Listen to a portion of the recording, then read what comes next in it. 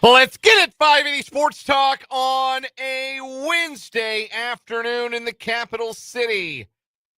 3 hours of sports talk coming your way on the sports voice of Kansas, 580 WIBW, FM 104.9, online at 580WIBW.com, and live on our YouTube channel, 580 Sports Talk, and on Facebook at WIBW News. However you're catching the show, here as we get things started in our first of 3 hours. Thanks for being here. Welcome aboard.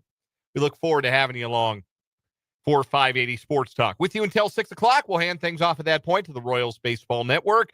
Royals need a win to avoid a sweep, a home sweep at the hands of the Cincinnati Reds after a dismal 7-2 defeat last night. Pre-game coverage starting at 6 o'clock on the Royals Baseball Network. 6:40, the first pitch. Noah Cameron on the bump for the Royals, his fourth big league start up against Reds ace Hunter Green. Again, 6:40, the first pitch tonight. We'll have it for you here on WIBW. In the next 3 hours of sports talk, we've got some baseball to get to on the show because the Royals are in a funk right now. No question about that. They're down to 29-27 on the year, sitting in fourth place now in the American League Central. And last night's game provided pretty stark evidence as to what the Royals are still missing from this team. And it is a problem that has persisted longer than I would have expected that it would. And we'll talk about that. Also, we went into this season expecting that maybe there wasn't a clear-cut favorite in the American League Central. I'm starting to feel like there's a clear-cut favorite in the American League Central. We'll talk a little bit about who that is. You know who it is if you can read the standings. But we'll talk about how that has happened, how there has become a clear-cut favorite now as we approach the end of May in the American League Central Division. Are you using an extra word? Are we sure we should be talking about the AL Central and not the AL? Bold and spicy, Brendan Dworzinski. That's who that is. I'm Dan Lucero. We forgot to introduce ourselves. I was so excited. You know at this point. Yeah, you should. Spencer Dupuis hopefully be along in a little while. But yeah, that's who we are. And this is 580 Sports Talk. I just got excited, man. Sometimes you just open the mic and you're just like, yeah, let's just jump into it. Let's go flying into the show. Nothing like talking about a 7-2 loss. Yeah, that's really lights a fire under me. No. Goodness knows over the years we've gotten plenty of practice talking about dismal 7-2 losses at Kauffman Stadium, but no, it's exciting to be with you on this Wednesday show. We will talk some baseball. We're going to talk some football as well. Maybe this will light a fire for some of you folks. We are 100 days away from the Kansas City Chiefs regular season opener. 100 days away from that Friday night in Brazil, when the Chiefs and the Chargers will open up the 2025 season against each other. So with that in mind, with 100 days exactly until kickoff, we'll take a look at where the Chiefs stand with OTAs starting this week and make some guesses about the season based on the knowledge we have right now. And of course, things can evolve. Things happen between now and week one, but based on the knowledge we have now, we'll make some guesses on some topics based on where things stand today. We have two guests for you on the program today, both of whom are from the Purple Persuasion. You know Tim Fitzgerald of GoPowerCat.com joins us every Wednesday for the Wildcat Wrap-up. That's coming up at the bottom of the 4 o'clock hour. We'll get Fitz's thoughts on the latest and greatest in Wildcat athletics, including the huge addition for the men's basketball team out of the transfer portal of P.J. Haggerty. Also, in the 5 o'clock hour today, I had the opportunity yesterday to speak with Carla Bernat, the K-State senior golfer, the Big 12 golfer of the year, the champion of this year's Augusta National Women's Amateur, and a first-time major tournament participant this week. The United States Women's Open tees off tomorrow at Erin Hills in Wisconsin. And I had the opportunity to speak to Carla about her whirlwind of a 2025 the chance to get to play in a major tournament, and, of course, her experience as a Kansas State Wildcat. That's coming up in the 5 o'clock hour of today's show. Carla Bernat, my conversation with her from earlier this week. Well, she was right off the practice green at Erin Hills. I was not. I was in my office. But she was just off the practice green, just finished up a practice round when I had a chance to speak with her. So that conversation is coming up later on the show. Plus, all the things you come to know and love from a Wednesday edition of 580 Sports Talk. We'll do our sports headlines, including a playoff roundup. We will have What Is Wrong With You coming up. We will do a game of One Gotta Go later on this hour. And, of course, we want to hear from you. The text line is open.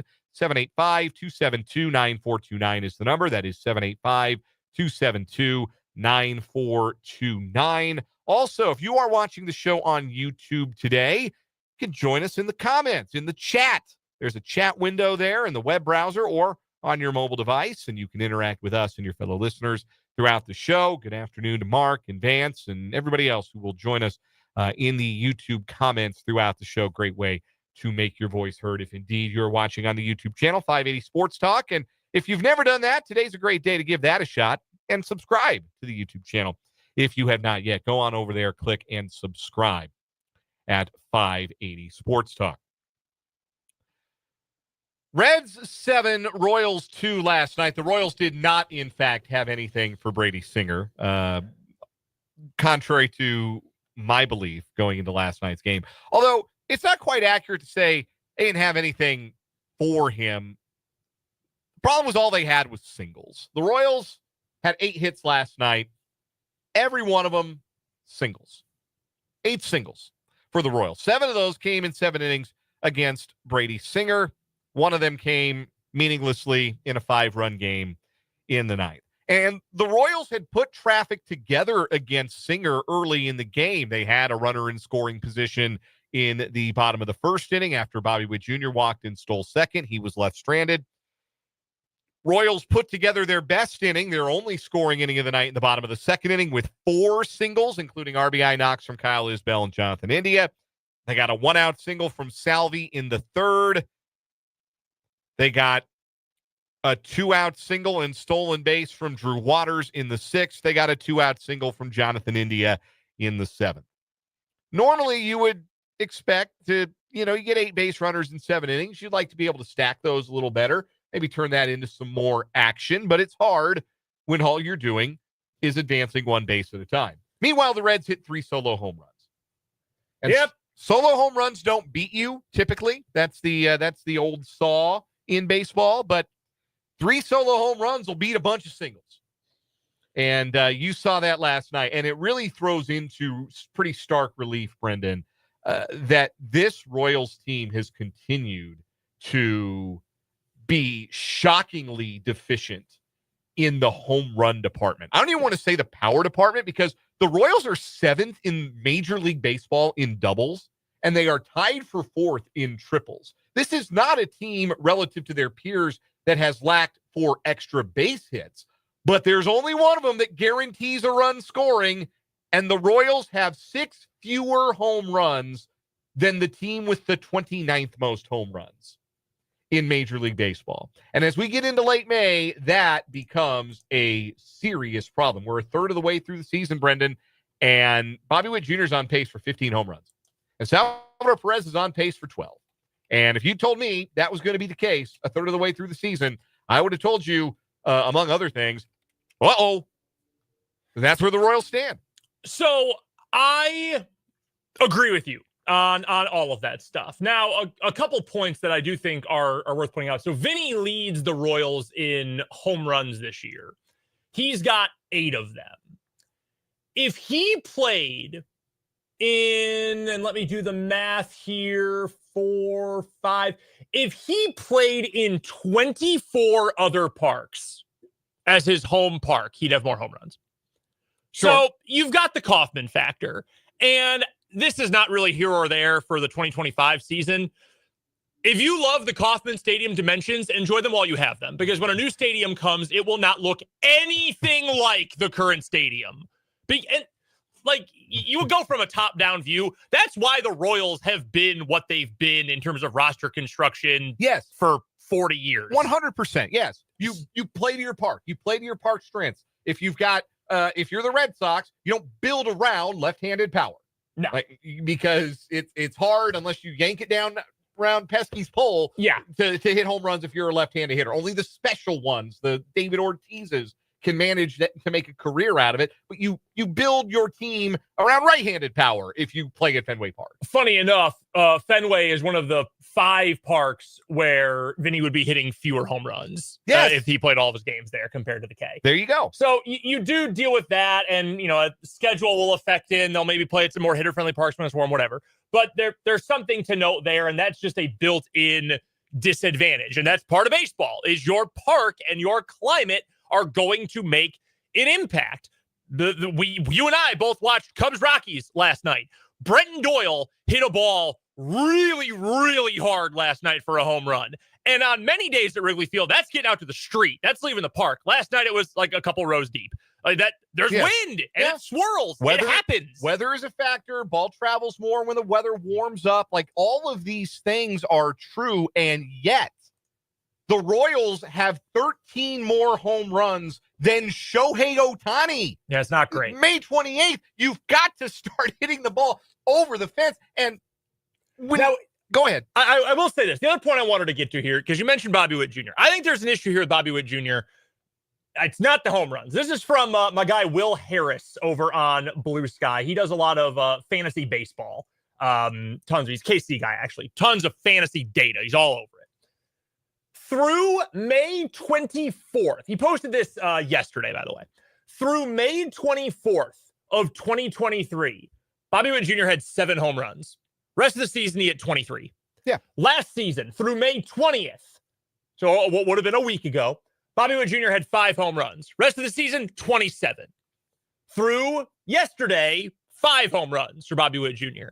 If the trend continues, I'm not super worried. And I'm not super worried because we're talking about one of the most talented players in all of baseball. It's a positive trend. He's been really, really, really good. The power just hasn't gotten there yet. So the hope is it warms up even more than it already is, and the power arrives at some point. So I'm not super worried about that. The thing I'm worried about with Bobby Witt Jr., and it's not even that I'm worried about Witt. This month, he has been good. That's what Bobby Witt Jr. has been this month. Good.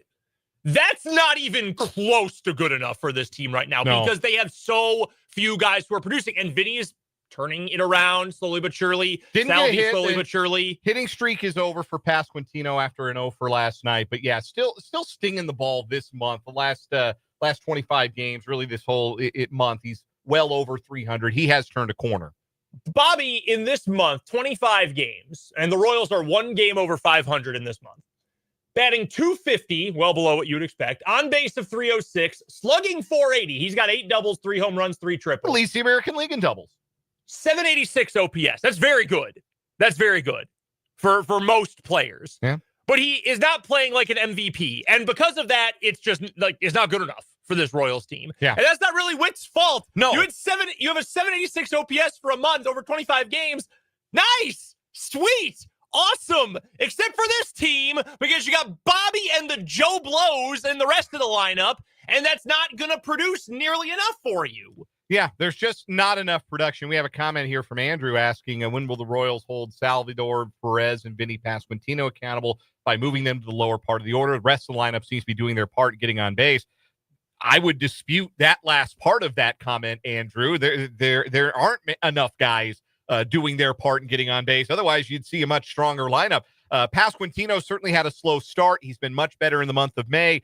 Perez hasn't yet really taken flight either. But again, we've talked about, we don't want to bore anybody to tears with more batted ball data, but he's hitting the ball hard. He's been one of the unluckiest hitters in baseball. I don't think those guys are the problem. The problem is what happens when you get past Michael Garcia to 6, 7, 8, 9, and you've got a bunch of well below average, not just below average hitters, well below average hitters who, unless it's India, Witt, Vinny, Salvi, and Michael stringing hits together, you're struggling to score runs. And when you're not hitting for power, we were critical, and rightly so, early this season when the Royals weren't hitting for any power and they were popping out a bunch. And we talked about, okay, this is a team-wide approach. They're trying to pull the ball in the air. The number of balls pulled in the air as a percentage was skyrocketing for the Royals in a way that was abnormal, in a way that was noteworthy.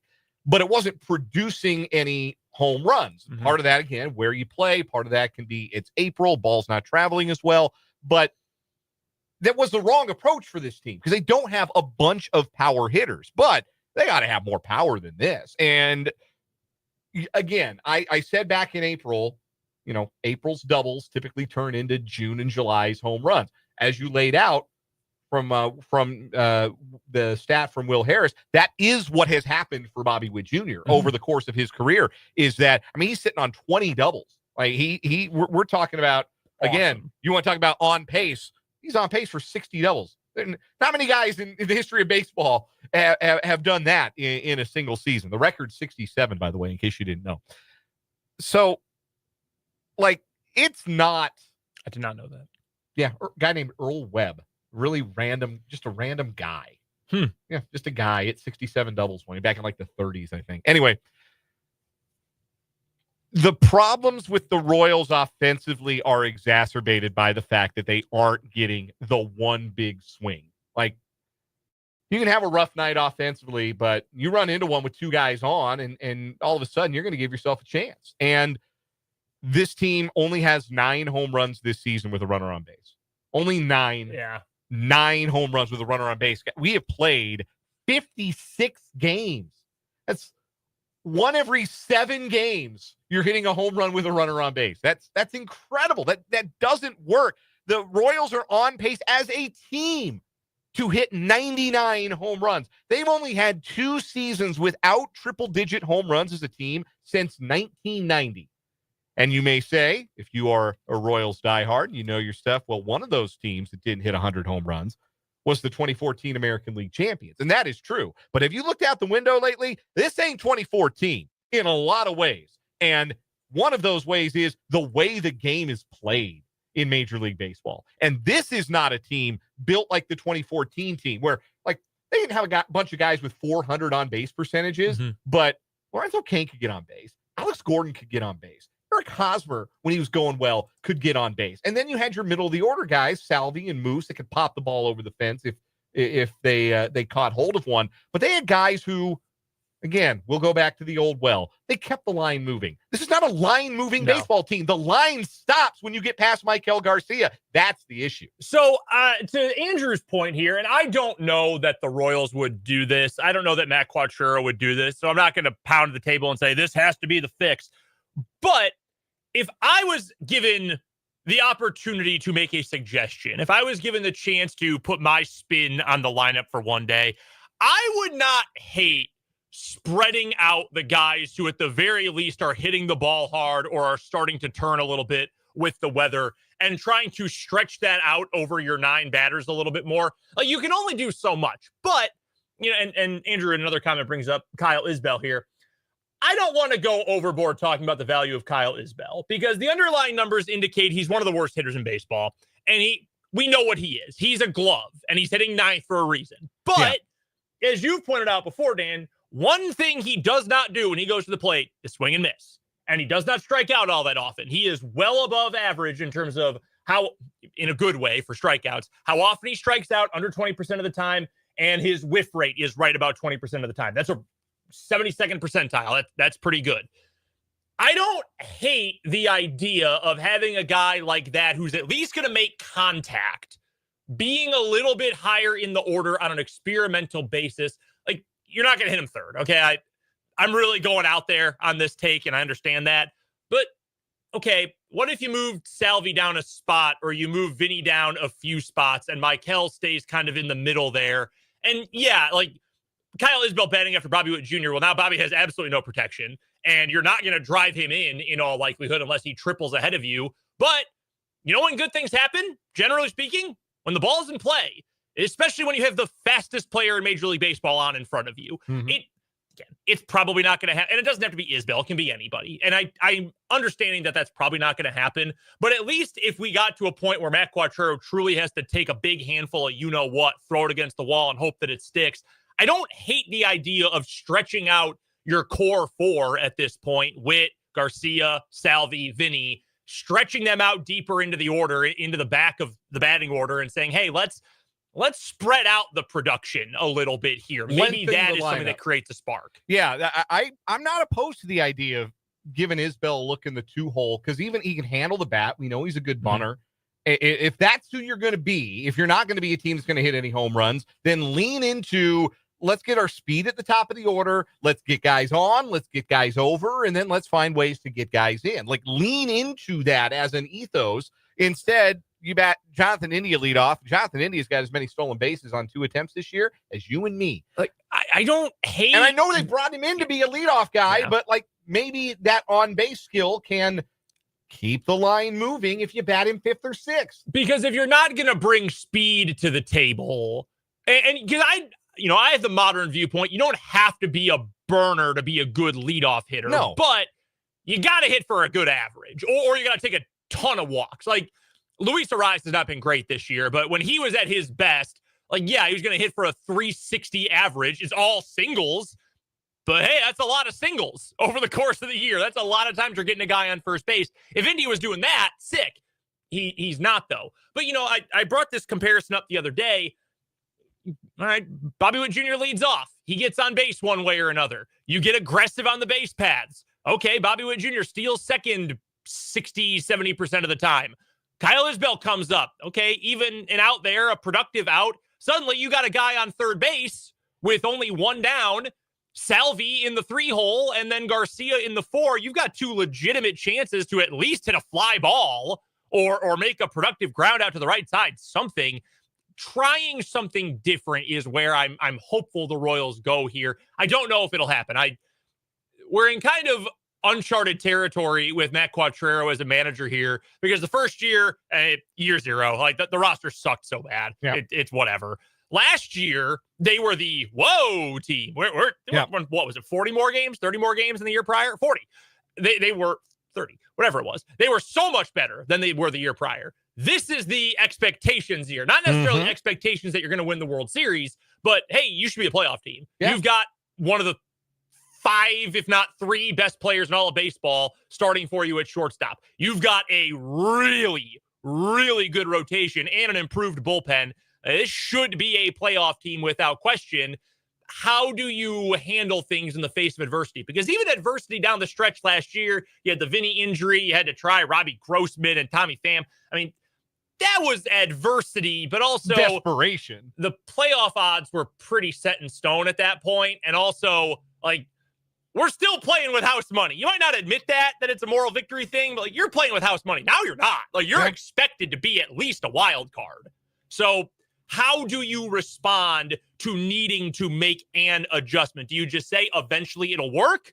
Or do you say even for getaway day, we got to do something because this series has sucked and we got to do something to bring it alive. Bobby, you're hitting first. Isbell's going to hit second. Vinny, you're going to slide down to 6th or 7th in the order to add something where there's nothing else, where we just have a dearth of offensive talent at the bottom, and we'll go from there. Something to mix it up because this is not working. Yeah, it's emphatically not working, and you could see the example last night, 7 singles. That was all well and good, but you could have chopped that second home run by Ellie De La Cruz into about 15 singles because he hit that ball so far. Oh, my goodness, did he hit that so far. That one was for our guy, Trenton. Yeah, tough day for number 1 Ellie De La Cruz hitter, Trenton Kraxner. At the game to witness that 5 straight losses for Trenton in person. That's tough. That's I've never had a losing streak quite that bad. Oh, I have. Well, but okay. Consider who I root for. But I was going to say that's surprising. Not true. Outside of sports, like outside of just baseball, I've been to a lot of Kansas football games, and until recent years, there are a lot of losses. So I was there for the winless season. So I guess I can't quite say that. We'll have some more thoughts on the Royals. We'll play One Gotta Go. We're just getting started in this 3 o'clock hour. 580 Sports Talk. We're back after this.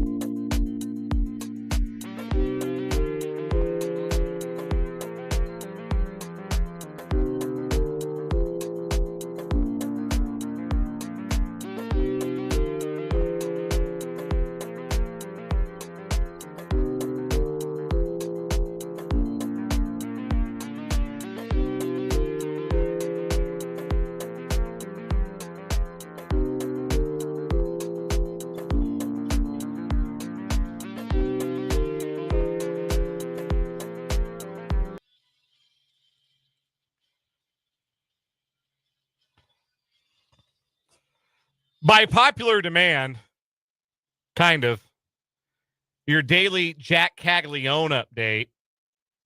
Royals top prospect 0 for 5 with a hat trick last night. 3 punchies in a AAA game. His first one at home as an Omaha Storm Chaser against the St. Paul Saints. 3 punch outs for Jack last night in his home debut. I'm trying to figure out if he struck out against anybody good, at least, who pitched for St. Paul last night. No,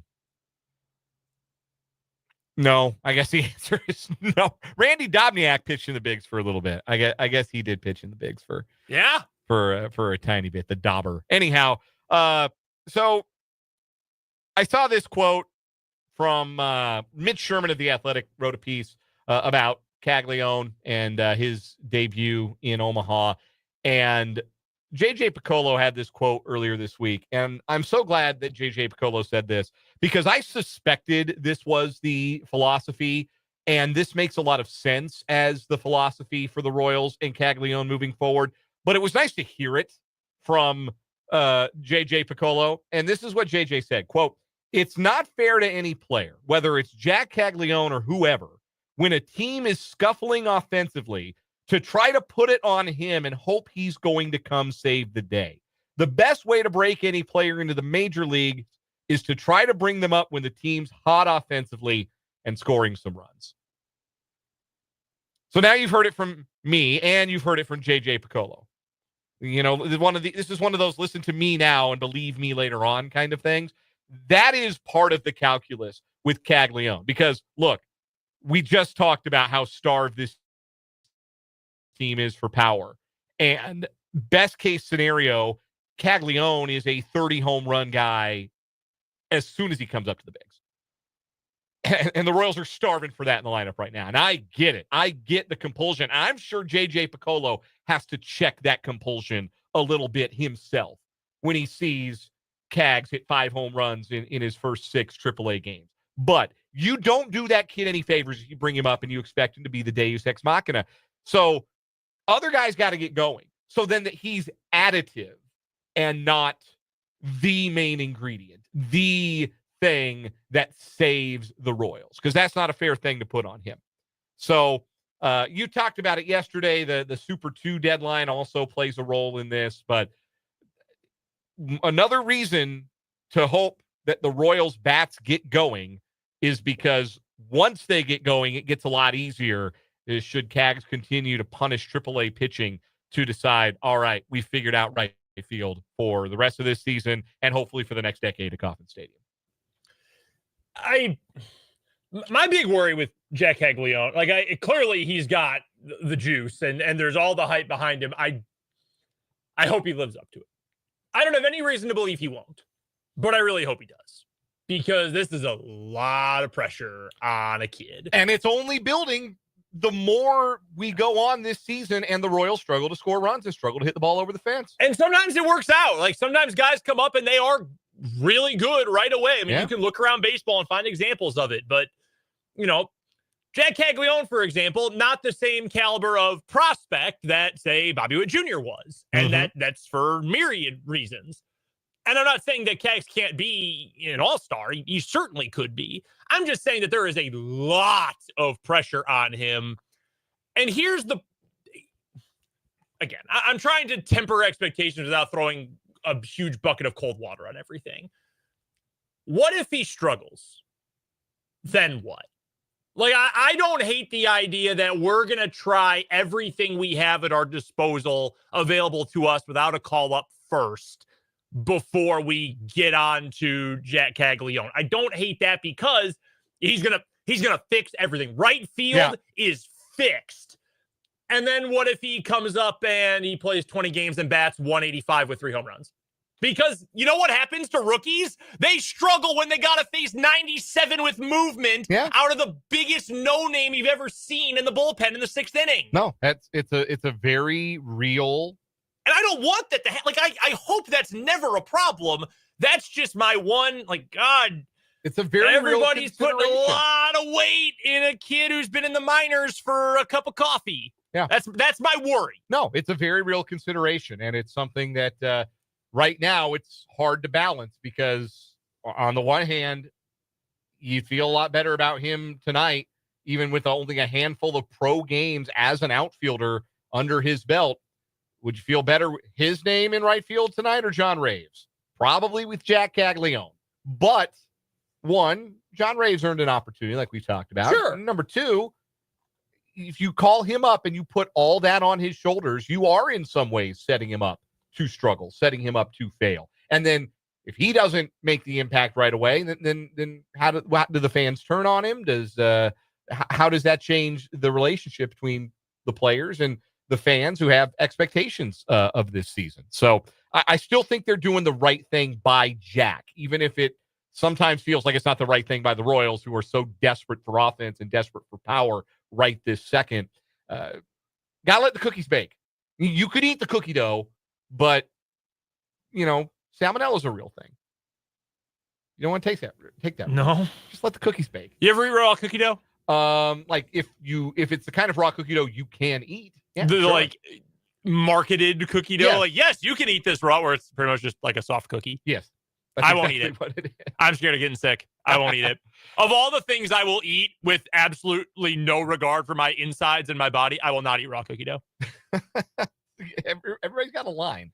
One of the other reasons that it's starting to feel urgent for the Royals is that the Tigers won't stop losing. Detroit is owners of the best record in the American League. They're 5 games up on Minnesota, 6 up on the Guardians, and now 7 up on Kansas City. Over their last 100 regular season games, nobody has been better in all of baseball than the Detroit Tigers. They have won 2/3 of their last 100 regular season games, 67-33 in their last 100.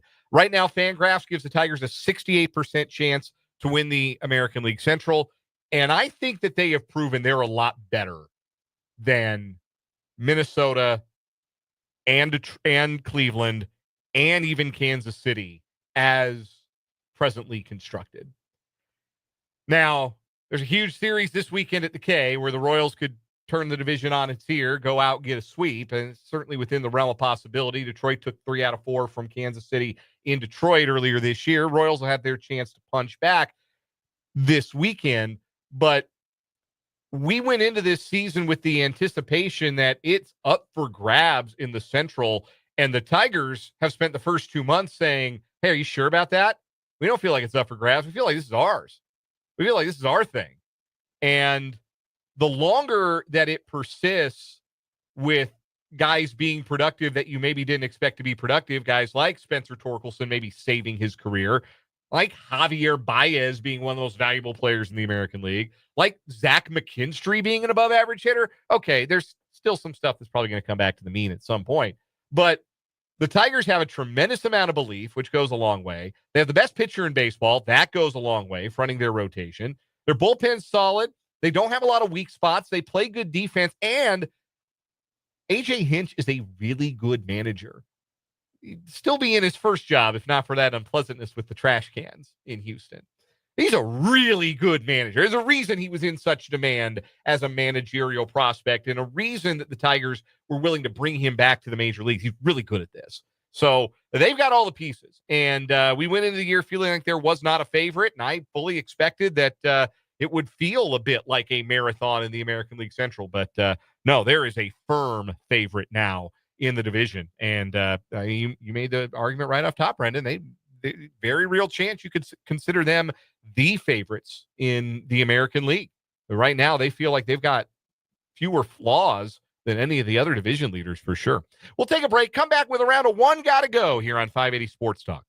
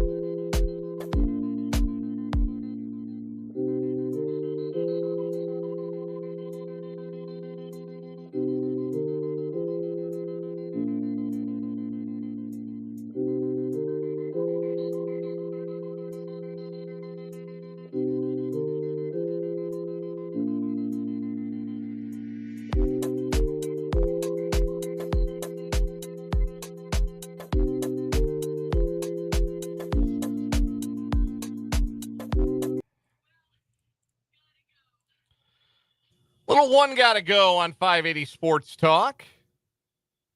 Audience can participate in the YouTube chat or on our text line, 785-272-9429. Brendan, I have 4 iconic arena/stadium songs.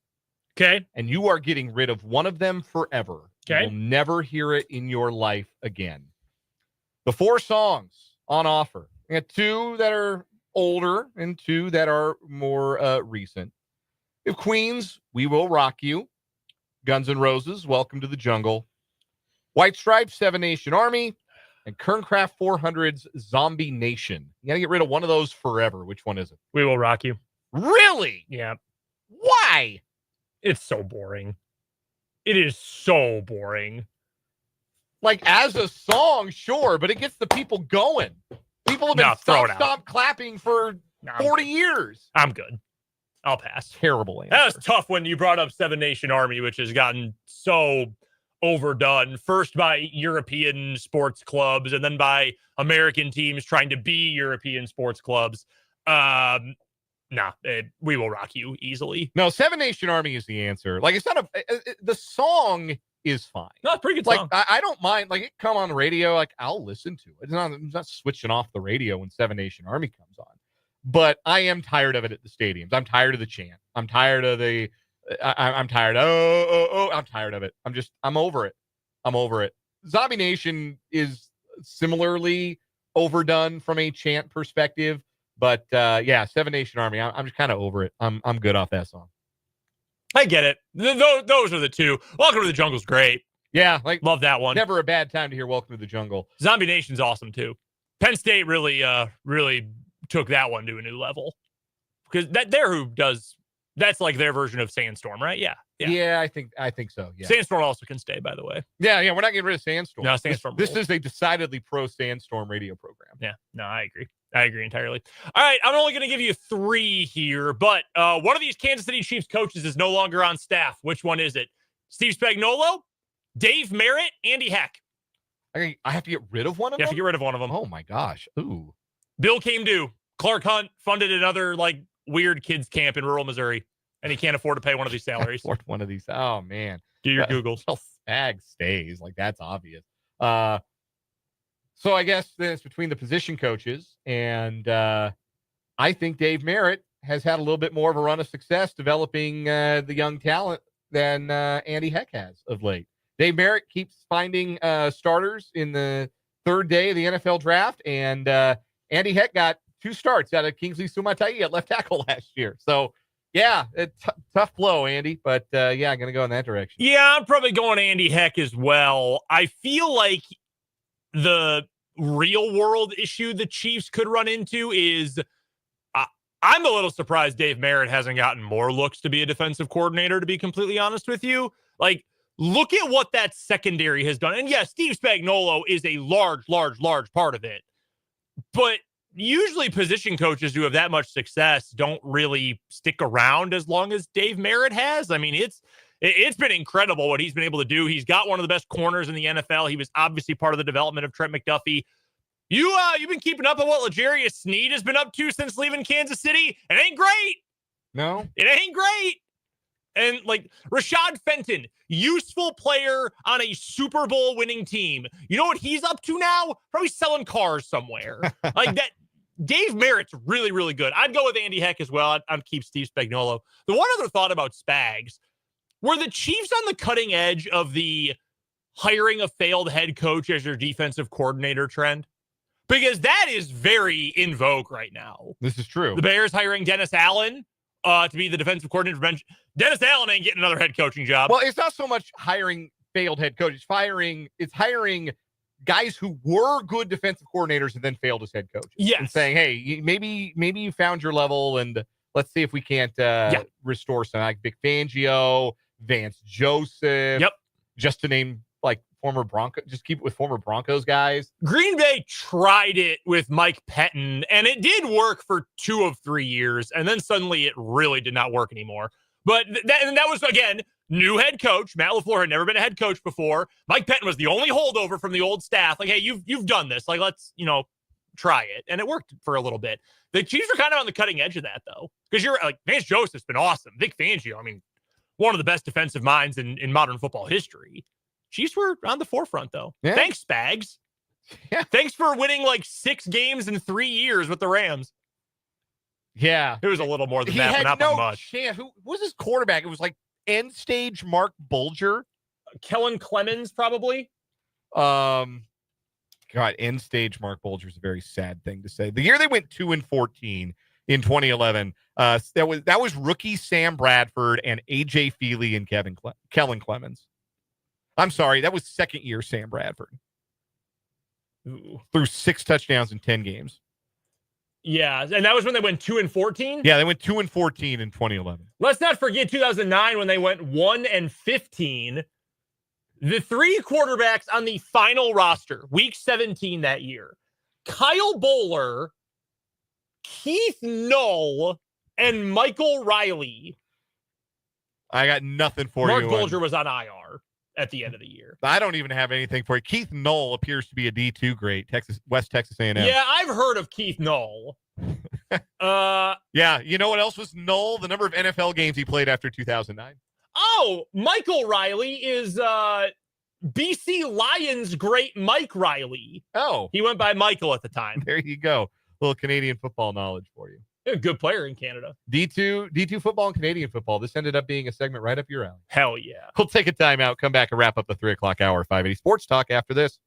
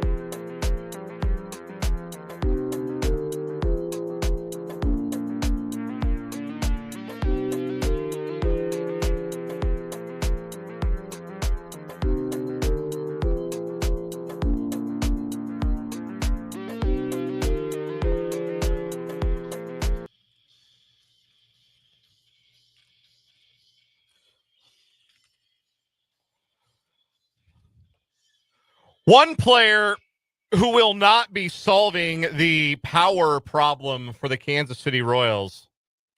Old Nelly Nukes. Nelson Velasquez released by the Royals today. He was not on the 40-man roster. You probably forgot all about him. 33 games with the Storm Chasers this year. He was hitting .202 with a .377 slug. He hit 14 homers in 40 games for the Royals in 2013. Felt like This is the next Jorge Soler. Acquired from the Cubs, hits bombs. Perfect. Problem is he could hit exactly one pitch. What if I spin the baseball and Nelson Velasquez goes, oh no. What if you what? You can do that? You can spin it? You can make it curve? What is this sorcery? There was a stat at one point last year that he had literally his batting average against sliders and curveballs was 0. Like he did not, like well into May, he did not have a hit off of a breaking ball. Sometimes that's how it goes, man. They start spinning them a little different when you get to the show. He's going to have an awesome career in Japan. He's going to go over to Japan and have like a 45 home run season for like the Oryx Buffaloes. I guarantee it. I'm going to guess Korea. Ooh, maybe a really good fit in Korea. Yeah, Kaiwoom Heroes legend Nelson Velasquez. LG Twins soon. Yes. He'll mash in Korea. Those little bandbox ballparks. Yeah, there's a GM out there in Korea about to get really, really lucky. He'll be with the Mariners by next March. Scanning those AAA transactions, the agate type, got real fired up to see that. Coming up in the 4 o'clock hour, 100 days till Chiefs kickoff. Plus, what is wrong with you? And Tim Fitzgerald on 580 Sports Talk.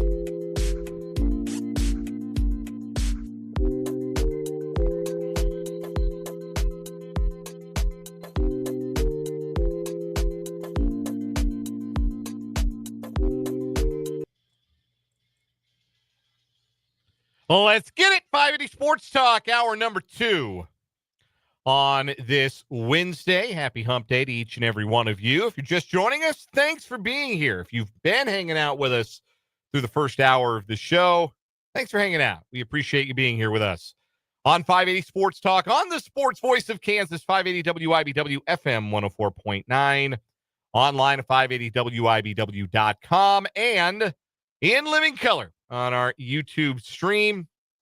We are on our YouTube channel, 580 Sports Talk, and on Facebook, WIBW News. You can comment on the show if you're watching on Facebook. You can jump in the live chat if you are watching on the YouTube channel. We'd love to hear from you in the live chat. You can also text the program, 785-272-9429. A existential question from the text line. I think this is an interesting one from the 785. Is it really hump day when it's a short week?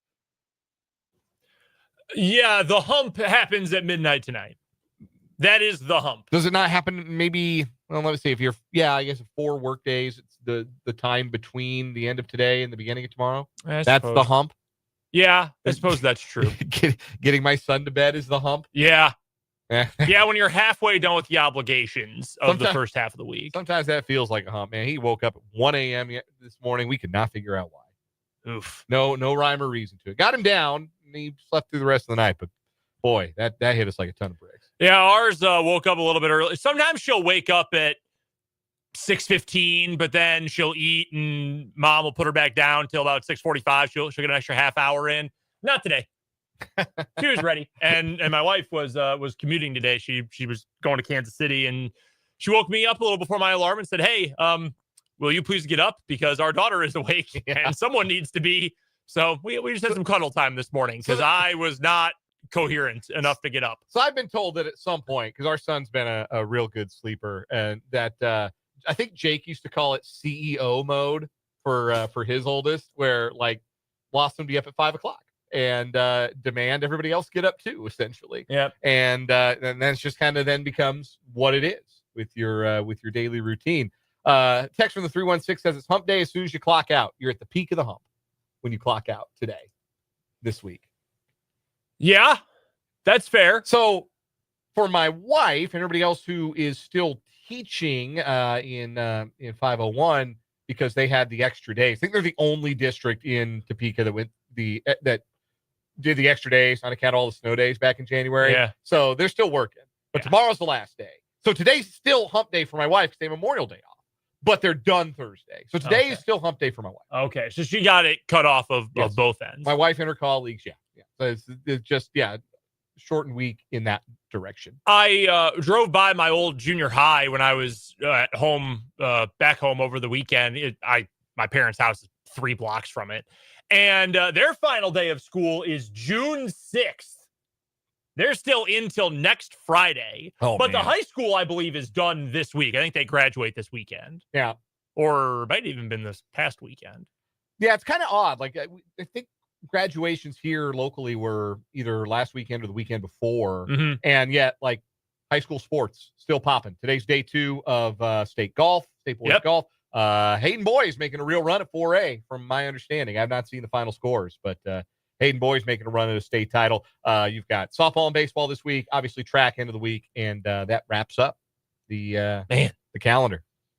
It's always a crappy feeling when sports are, and I mean, I love baseball, and I am super locked in on baseball right now, but there is an element of suckiness when, like, wow, all the prep sports are done, and Washburn sports are wrapped up. It's and certainly a big part of what we do. They win the college and high school sports, the academic sports season comes to an end. Gabe in the YouTube comments says, "Can confirm CEO mode. Don't miss the days of being demanded to wake up at 5 a.m." Yeah, it doesn't sound great. No, I mean, I'm just kidding. I've never been a morning person. And it doesn't matter when I go to bed either. Like, I could go to bed at 8:30 every night, and I'd still wake up. Like, the first hour of my day would still be miserable, no matter when it was. Yep. So I am grateful that Ash has been a good sleeper, and long may it continue. I'm knocking on wood here in the studio. But, even just getting up at 7 o'clock or 6 or 6:30, even that is, like, new and still a little bit alien to me. Still a little bit bitter about it some mornings more than others, but you roll with the punches, as you and any other parent out there can confirm. I'm hopeful she sleeps until at least 6 consistently. Before that, nice. Yeah. Oh man. Because like at that point, if it's before 6, I might as well just stay awake because I'll be more awake if I just don't go to bed. You're still managing to do the night owl thing. I can no longer hang. Like I nights I try, I can't hang. Like running low, the tank's on empty around 10:30, 11 o'clock. Where I used to be, I was maybe not quite as extreme as you, but I used to make it past midnight, no problem. Yeah. No problem every night. I have some sort of like weird neuroses about like I want to be the last person awake. I don't like in the house or like on the block. Is it how far is the radius here? Central time zone. Okay. Unless you're working graveyard shift. I don't know where it comes from. I don't think there's like a specific switch in my brain that is flipped to feel that way. But like if you're on a trip with the boys, right? Like I'm thinking back to my my bachelor party weekend. Me and all my friends, all my groups, we went to Austin and just went to a honky tonk and played pool and hung out. Went to 6th Street, like that. That's what we did. And we all, for the most part, went to bed at the same time. But the first person is like, guys, I'm pretty wiped. Like, I'm going to go get ready for bed. I hate being that. I never, ever, ever want to be that guy. I want to be the last one. Oh, yeah. And I don't know why. Well, that goes back to being like 10 and not wanting to be the first person to go to bed at the sleepover. Shoot, even Thursday, I get in to Chicago, and I saw my buddies on Friday and then on Saturday too. But I get in and we're trying to talk like, hey, we're gonna do something tonight. And my friend who got married or had a ceremony anyway sends us a message at about 9:30 and says, hey, you guys want to go get some food at our favorite Mexican place. It's open all night. And I said, hey, I'm down. Like, sure, I'm good. Another friend said, dude, it's 9:30. I'm about to get in bed. Like, no, I will never be that. I can't be that guy. I don't know why, but I can't be that person. I need to be awake to be prepared in case like the Wizard of Oz becomes reality and I need to evacuate the house. My assumption was going to be like, that was going to be Dan time. Like when the baby came. Yeah. That was going to be like my assumption that like, okay, we're going to put the baby to bed and Abby and I were going to have time before it. And Abby's always been earlier to bed than me, but we would have time to like sit, maybe, catch an episode of TV or something, catch up with have time to ourselves. And then I would have like the witching hour. Like I would have, I'm going to watch Sports Center with Scott Van Pelt. I'm gonna catch up on some HBO sports documentaries or whatever. And man, the game ain't in me no more. Not like that anyhow. And if it's past if it's not a sporting event where I am vested in the outcome, and even some nights I watched that HBO documentary about Pete Rose. Yeah, I don't know if I recommend it or not. It does seem to the underlying thesis seems to be like the underlying thesis of like life in America right now, where if you're rich enough and popular enough, there should be no consequences if you do things wrong. That is generally the thesis statement of this, or at least Pete Rose's thesis statement for his own life anyway. Sure. And it's interesting to watch it in the aftermath. He's passed on since that aired, but like I fell asleep halfway through episode 2. And it's not because I was like not entertained. It was just like I was gassed. I was cashed for the day. Asher had been a little bit fussy and we had to wrangle him and get him to bed. And I was playing with him and wrestling with him and having a good time. And then, it'd come 10 o'clock and the eyelids are getting heavy in a way that, and like, I used to be like, think I was going to be mad at myself. Like, come on, you're washed, you're this, you're that. No, man, back to life is what that is. That's the cycle of life. See, I'm not going to fall asleep unless it's between 2 and 2:30. That's the other thing. I got in bed at about 1:15 2 nights ago, Monday night. I was like, I got nothing to do. Like I'm not doing anything. I'm just going to go get in bed. I was up for over an hour, just laying there, just thinking. Yeah, sometimes my brain won't like power. My body will power down well before my brain does. Yeah. I gotta switch my brain to screensaver mode somehow. Anyway, that was 580 Dad Talk. Thanks for hanging out with us here on this Wednesday edition of the program. Again, we appreciate you in the YouTube comments. We appreciate you on the text line as well, 785-272-9429. Still to come this hour, we got 2 new stories on what is wrong with you. Crowning a short week champion today, so we can do our monthly semifinals on Thursday's show. Also, Tim Fitzgerald of GoPowerCat.com will join us for the Wildcat Wrap-up. We'll get Fitz's thoughts on K-State basketball's edition of PJ Haggerty, and much, much more. Still to come on the show, K-State senior golfer and U.S. Women's Open participant Carla Bernat.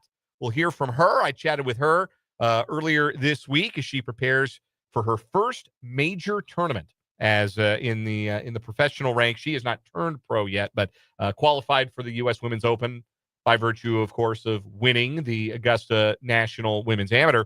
So I talked to Carla earlier this week. We'll bring you that conversation in the 5 o'clock hour as well. But we wanted to start with some football because it's 100 days until kickoff for the Kansas City Chiefs. 99 days until Eagles-Cowboys kicks off the season for real. But 100 days, we are 100 days out of the start of the NFL season. Teams are in camps for OTAs. Chiefs are going to get together for OTAs here, I believe, end of the week. It's coming 100 days out from the opener in Brazil between the Chiefs and the Chargers. And it would be very hard to imagine there being something that dramatically alters the shape of the Chiefs roster between now and week one.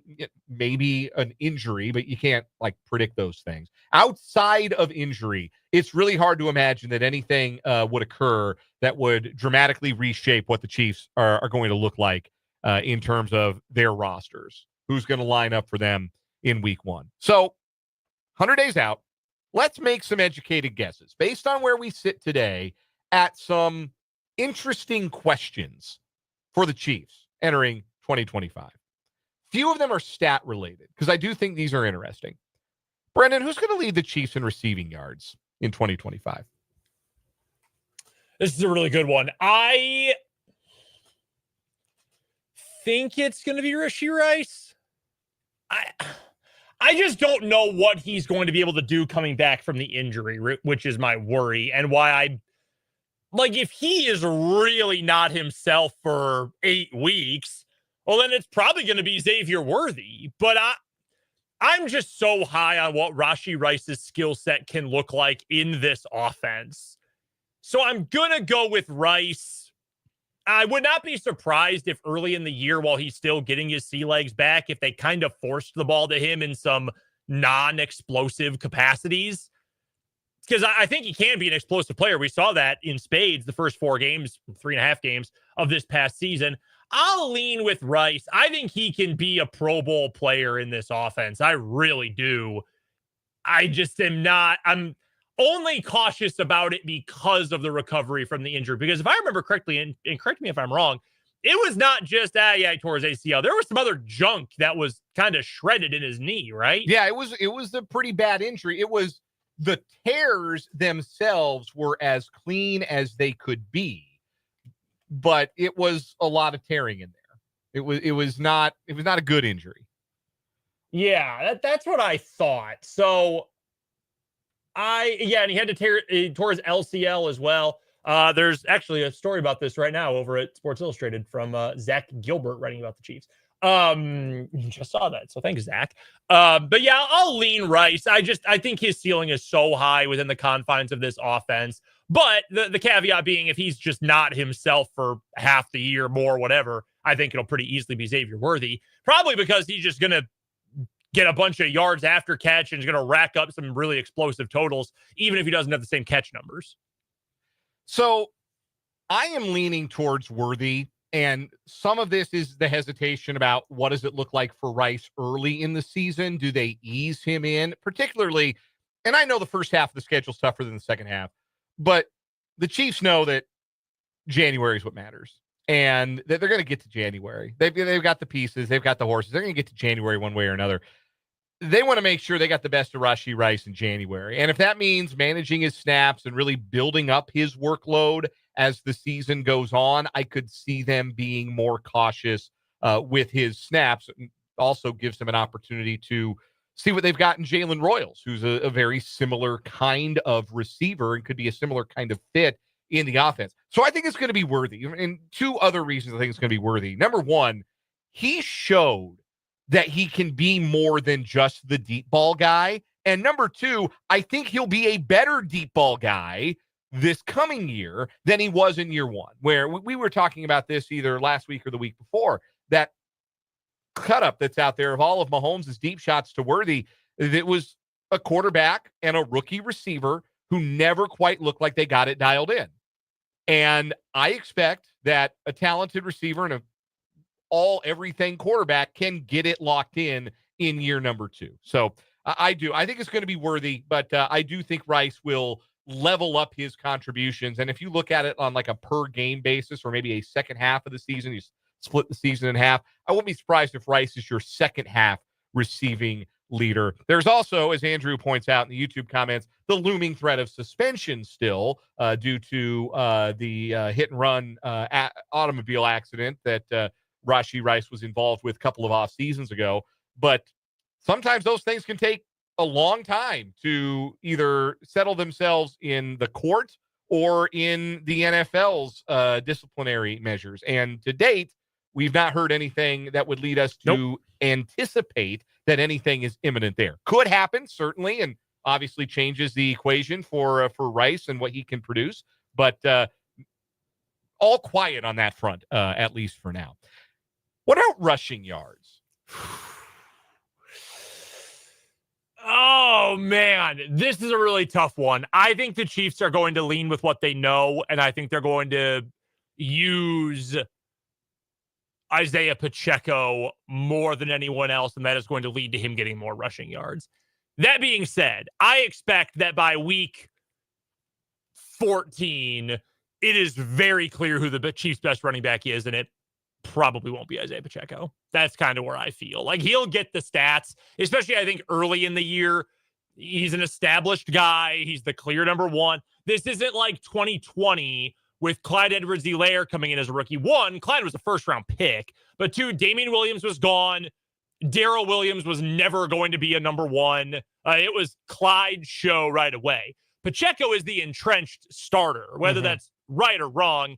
And I don't think Kareem Hunt has any juice at all. That doesn't mean he's not going to get a role, but he's not explosive. He's RB2. He's a goal line inside the 20 type option for me. Fall down, get you 3 yards. Yeah, like that. That's what he is. But the Chiefs made it very clear, especially after Pacheco got hurt this past season, they're willing to ride with that. And until we're given other proof that, hey, we're not going to use him because we know we need more explosion in the running game, I have to believe he is going to at least see a chunk of the carries. So that leaves me not really knowing what sort of carry share Brashard Smith is going to get, which means I can't pick him. I think it will be Pacheco. But again, I would not be surprised. I don't know if I'll predict this specifically, but I would not be shocked if we get to the home stretch of the season and we know that. I don't remember what number he's wearing. 22? Is that what he's wearing? No, that's McDuffie.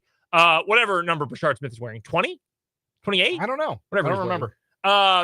That dude is the best running back on the team. Again, if for no other reason that he can run for 13 yards without looking like he's stomping a mud hole in the field. And can catch passes. Yep. There's that element, too, that could get him on the field quite a bit. Pacheco's never quite settled in as that receiving threat that you imagine Smith could be. I still lean Pacheco because he has been that guy to do that for this team when he's been healthy.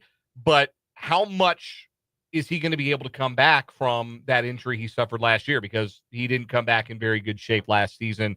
Not like physical shape, just like the shape of his legs. The shape, the way he ran was different. If he can get back to that form, I think that helps the Chiefs a lot. I think it's a great sign, potentially, if he's the leading rusher and he's able to be a 250 carry guy. That means he's all the way back and means he's showing his 2023 form.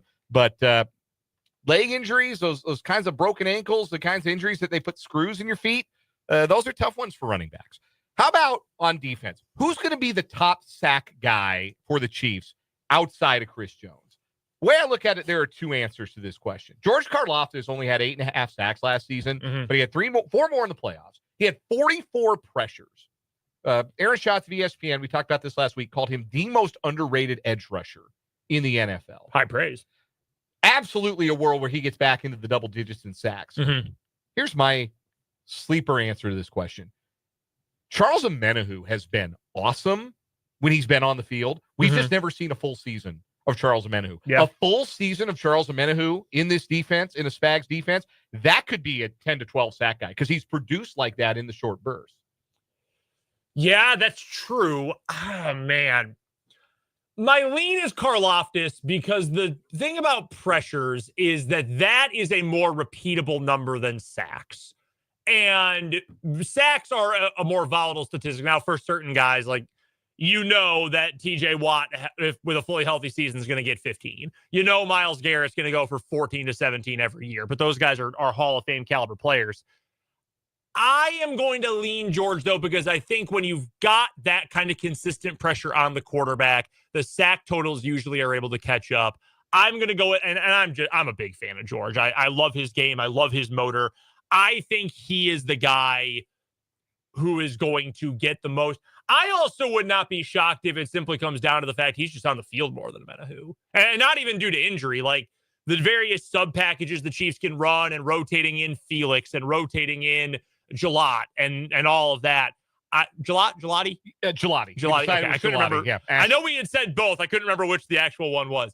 Ashton Gelati, when those guys rotate in, I think more often you're going to see Karlaftis as the guy who stays out there. Not always, but more often. So I think it just comes down to a numbers game with the snap count. So I'll go George. All right. I love his game too, man. I really do. 2 more questions as we're 100 days out of Chiefs kickoff. Who's going to get squeezed out of the cornerback mix? Chiefs have Trent McDuffie, Christian Fulton, Josh Williams, Jalen Watson, and the rookie Noel Williams. That's 5 guys I think you'd feel comfortable with at a minimum if you saw them at outside cornerback for the Chiefs. But you might play 3 at a time. And again, barring injury, you might have 1 rotational guy. Who's out of the picture there?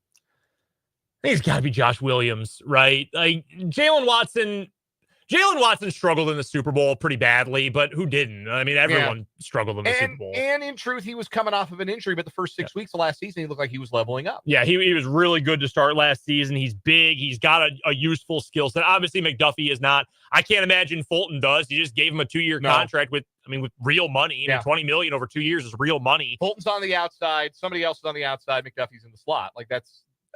with the option to move McDuffie outside if the right matchup calls for it or the right switch calls for it. So I think it's going to be McDuffie, Fulton, Watson as your true 3.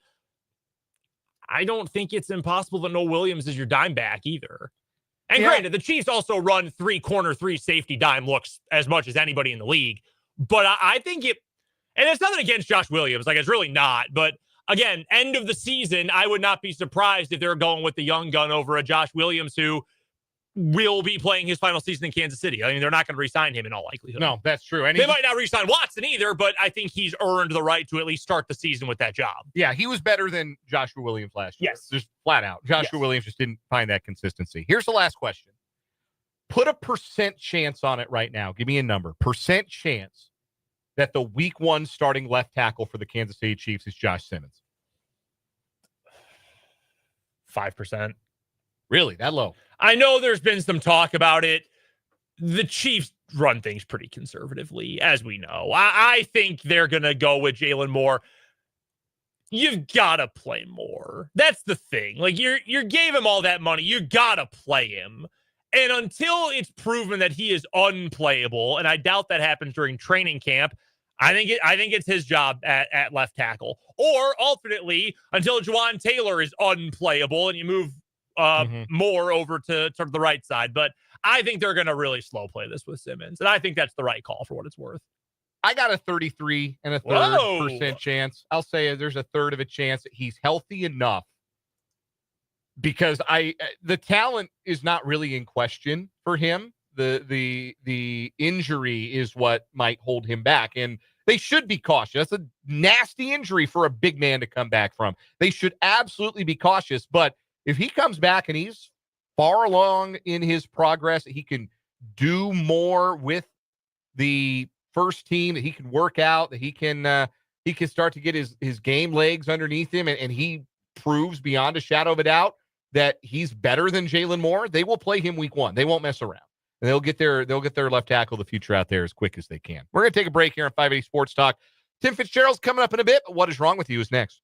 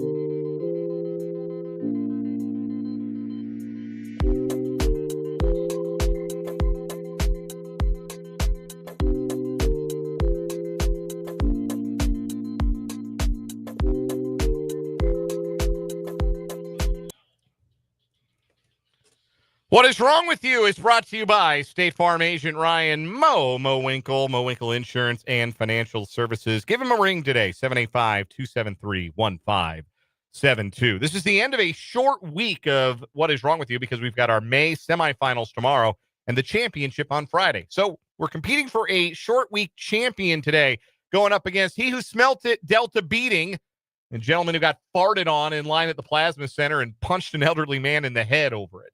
And also the man's son. He got real wild with it. Two new stories today. I will go first. We go to Seattle, where police are investigating a report of a man who went to a rooftop party, stole several bottles of liquor, and pointed a gun at someone. This occurred in the University District at 10 p.m. The person who called 911 said they were having a party on the rooftop of an apartment building. A stranger came up and took a few bottles of liquor. The man tried to leave, and when a partygoer confronted him, like, hey, man, where are you going with the booze? He pulled out a gun, allegedly, and pointed it at them. Oh, jeez. Another man who appeared to know the suspect attempted to de-escalate before both took the alcohol and left. Wow.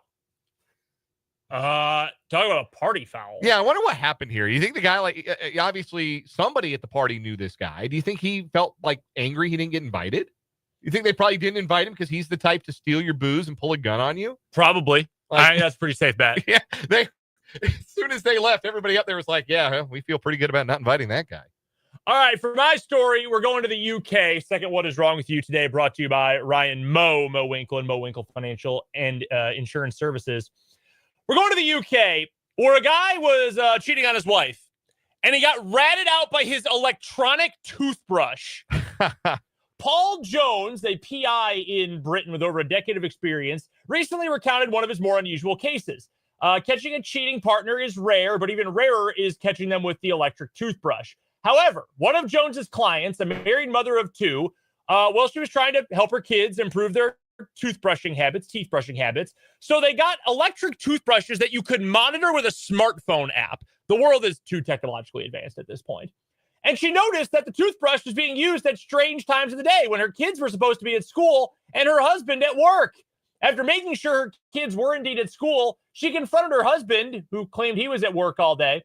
Quote, over time, the client noticed their partner's brushing history was being logged at odd times when they were supposedly at work. At first, it didn't seem like much, brushing late in the morning on Fridays. It didn't raise an immediate red flag. But over time, the woman started to see a pattern. The electric toothbrush was being used on Friday mornings when her husband, again, was supposed to be at work. In reality, though, her spouse hadn't been going to work on Fridays in months, and instead had been having an affair with a colleague right there in their marital home. Jones, the PI, said it's time-stamped, location-based, and emotionless. When a device says someone brushed their teeth at 10:48 a.m., it's very hard to explain that away. What a moron. For many, many reasons. Yes. Number one part of What is Wrong with You. Don't cheat on your wife. Yes. That's number one, and really 2 and 3 here as well. But also, maybe don't have like Superman's toothbrush, and don't use it when your wife has the app. Yeah. I didn't know toothbrushes could do that. Yeah, I didn't know there was a toothbrushing app. Same. That's wild. I'm going to give that one the nod today, but I don't think it beats the guy who duffed out an old man over breaking wind. Nah, I'm in agreement with you on both counts. That passes on. No pun Nice. intended. He who smelt it, dealt a beating. That's our short week champion on What is Wrong with You, sponsored by State Farm agent Ryan Mo Winkle. Tim Fitzgerald next on 580 Sports Talk.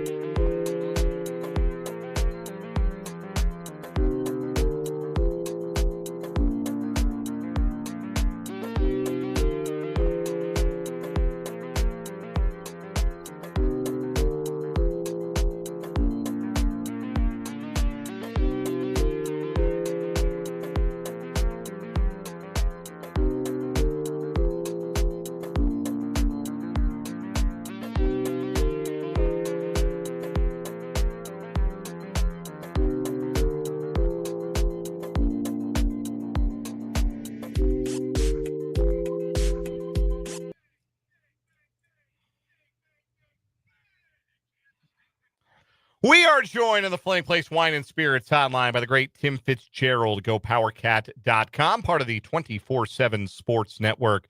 Fitz and the crew cover the Cats better than anybody. You become a VIP subscriber at 24/7 Sports. You get all of their inside info. And Fitz joins us every Wednesday at this time for the Wildcat Wrap-up here on 580 Sports Talk. Fitz, Tim, PJ Haggerty is a K-State Wildcat. Is this the best player that K-State has added in the basketball transfer portal in the Jerome Tang era?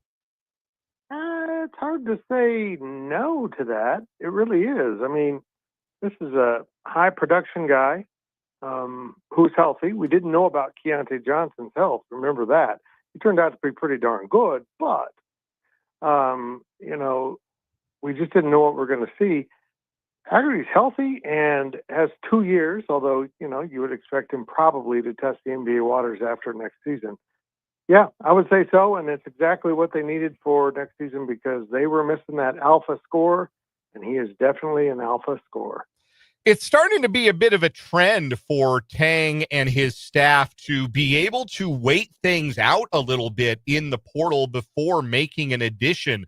You mentioned Keontae Johnson. He was a late addition in the portal window. Coleman Hawkins was a late addition last year. Now PJ Haggerty, they were able to wait this one out. Was this always a possibility, or did K-State get involved, to the best of your knowledge, sort of late in this process with Haggerty? Yeah, I'm not for certain, but it sure felt like they got in late because our colleagues at the NC State 24/7 site, were reaching out to us asking if we were hearing anything legit. And at the time we weren't. There was just kind of a random tweet from an unknown account about it. And everyone expected him to go to NC State. And all of a sudden that was done. NC State picks up another commitment, and turns out Kansas State had won over Haggerty. He waited a while to announce it, but this has apparently been done for, a number of days. So this is a huge get. Is he an all-star player in terms of NBA ready? Well, no, he's not. He tried to go to the NBA and he didn't get good feedback. He's not a great outside shooter. He does attack the rim, which is exactly what Kansas State needs. That's when they're at the best, when someone gets inside the defense and kicks it out and can score like Marquise Noel could go into the basket. It certainly feels like there's a substantial floor raising with a player like Haggerty on the roster, but how high do you think the ceiling is now with Haggerty as you put it, and I think rightly, the alpha dog, the lead guy that this team really hasn't had the last couple of years, the main attraction, the name on the top of the marquee being that kind of a scorer, and then the pieces around him that I think to varying degrees make a lot of sense. This is not a perfect team by any means, but how high do you think their ceiling is now with a player like Haggerty added to what was already in place? Yeah, much better. They were putting together some nice pieces, but not the guy. And now they got the guy. They still need some more work here. We're still hearing about possibility of some German players coming and adding to the roster, at least one or if not two. They also need some size. They need a real post defender, but they also seem to be inclined to play positionless basketball and just get up and down the court. And even though you say that, they still got to have someone cover the low post on the defensive end. That's going to take some size. And I don't know who they have that they feel like can get that done. Tim Fitzgerald is our guest. He joins us here every Wednesday at this time on the Fleming Place Wine and Spirits Hotline for the Wildcat Wrap-up. If you are not a VIP over at Go PowerCat and at 24/7 Sports, you're missing out on all the great insight that Fitz and his crew have into everything going on with K-State. Do you think, Fitz, to follow up on that point, because I'm kind of over the 5-out thing. I know a lot of the K-State fan bases as well. Do you think that is more about resources or more about just stylistic preference? Like, if K-State had a ready-made 6'11" big guy who could truly be, that post defender scorer at the rim, do you think he would serve a big role for the team? Or does Jerome Tang just not want to have bodies like that? They look back at Baylor. They never really had that true 6'11" guy. They had 6'8", 6'9", strong, muscle-bound guys that could get up and down the floor and run quite often. That was usually their MO. I think that's where he's more comfortable. And I don't know that they necessarily run the 5 out, but with Coach Driscoll coming in, I think we're going to see him get K-State into a higher pace of play, which fans will love, and attacking the rim in the half court, which is P.J. Haggerty's strength. So I'm not sure where a big man fits into that. If they feel like they need him for defense and they'll take what comes on offense, or if they're going to just find someone that can cover the post on the defensive end and let him play at the other end. Speaking of Coach Matthew Driscoll, I wanted to get there because P.J. Haggerty is obviously a sensationally talented college basketball player. That's a huge addition. But I think I would easily argue the biggest addition K-State has made this offseason is going out and getting Matthew Driscoll, the former head coach at North Florida. Last year, according to Ken Pom, K-State was 204th in the country in adjusted tempo. North Florida was 10th. I mean, this is a guy, to me, Fitz, you don't bring him in just to say, oh, look, we went and did something, which, again, I was asking for. But you don't bring in a dude like this just to say we made a change. To me, you bring in a guy like Matthew Driscoll to listen to what Matthew Driscoll has to say about playing an up-tempo kind of game. You know, between Peterson and Driscoll, Coach Tang has brought in a lot of coaching experience at different levels, seeing a bunch of different things, and through the years learning answers to what they might see from opposition on the court. I think they got a lot better on the bench, which isn't a slight against the other guys. I think that first staff had its strengths, but we found out that their weakness was kind of fatal. They couldn't quite get the team in a position to be consistently good offensively and sustain the success they saw in season 1. And I think Driscoll can do that. He's a dynamic guy that has a lot of passion for basketball and making young men better players and better people. And I think he wants to go out there and create alleys to drive through and get after the rim, like I said, and kick the ball out for threes. He ran a really fun offense at North Florida, and if K-State can replicate that in the Big 12, boy, it's going to be fun basketball. I don't know what the record will be, but it'll be a lot more enjoyable to watch. If you had to guess, and I know we're a long way away, almost 5 months away from the start of the season, but if you had to guess, where would you assume with this new roster and adding Driscoll to the staff, K-State would slot in terms of pace of play and tempo? Are you thinking they're going to go all the way up to where North Florida was? They'll change everything and they'll be a top 10 tempo team, maybe split the difference and they're in the neighborhood of the top 100, which I would certainly be happy with. What would you guess at this juncture will be the speed relative to the rest of the country K-State plays at? Well, I think it's more of a challenge to run that kind of offense at this level. And, I think a lot of it depends on if you're able to turn the other team over or get them to miss a shot and get out and run.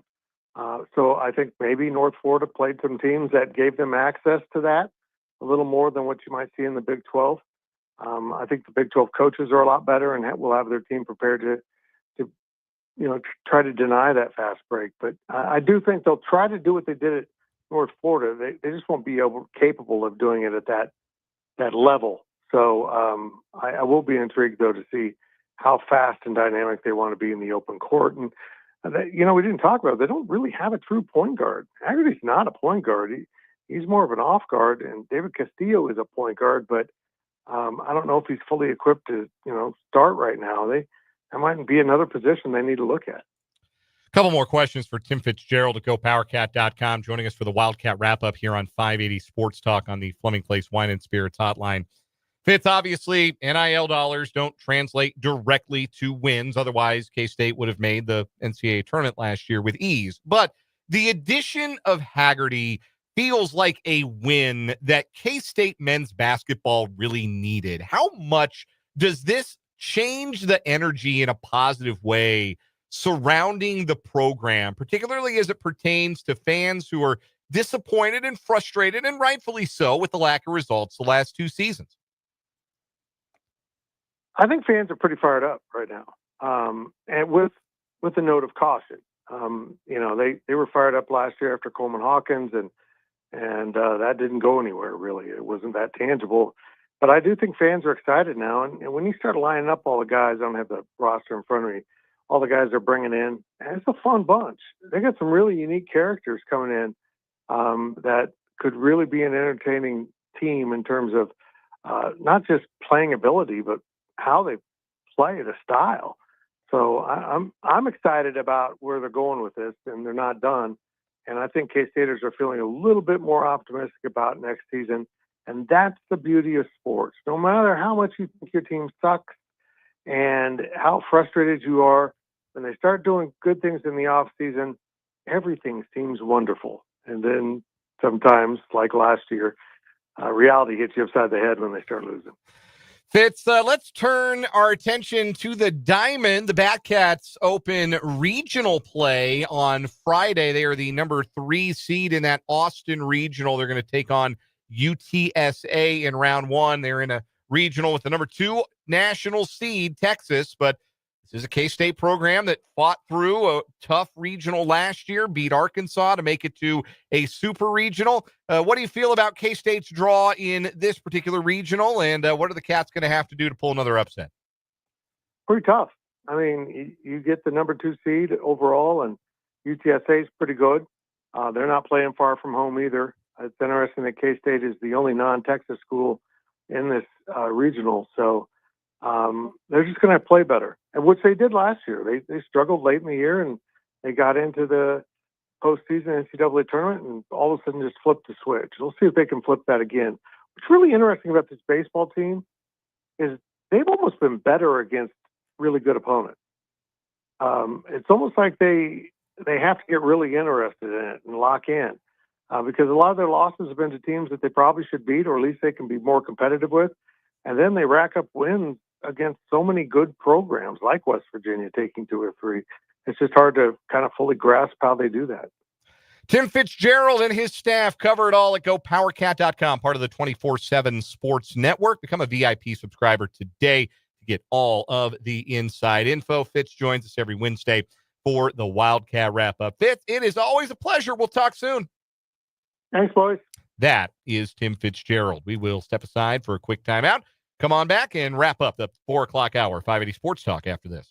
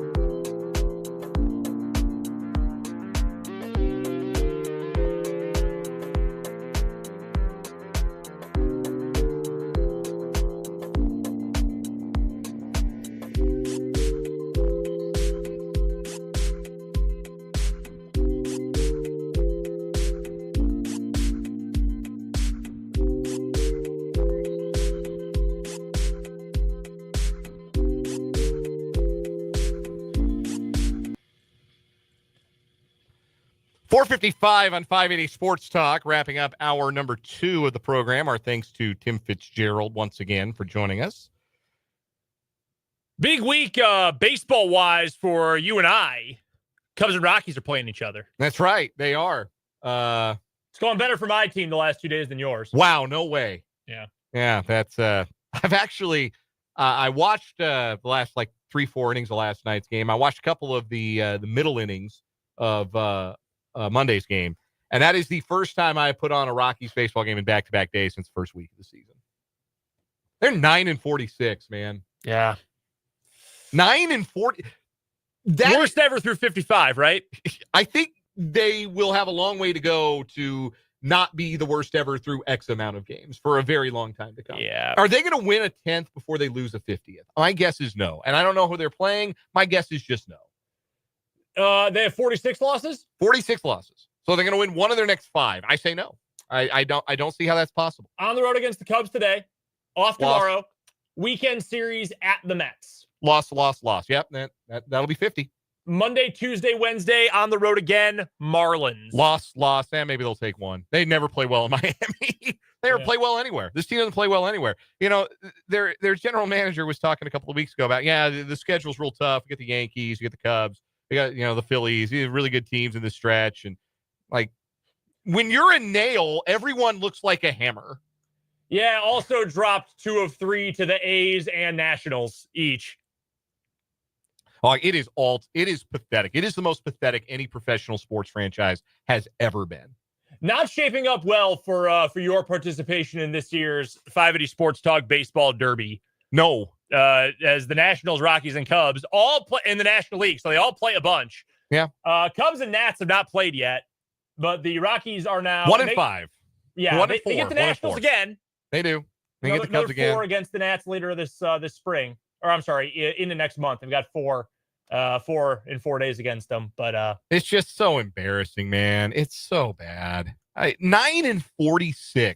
Yeah. Well, and again, you have the problem not living in the same state as your favorite team or your home state, where now people around here, man, your Rockies really struggling, huh? It's everywhere. Yeah. I wish people would stop paying attention. Please, just ignore them. Let them be lousy and crappy on their own. Do not make it. I feel that. I'm trying not to make it my business, and I would appreciate if everybody else would not make it my business. Mark Beek says are they the 61 Mets? Nah, man, they're the 1899 Cleveland Spiders, but worse. We got a 5 o'clock hour coming up. Carla Bernat joins us, and we got headlines.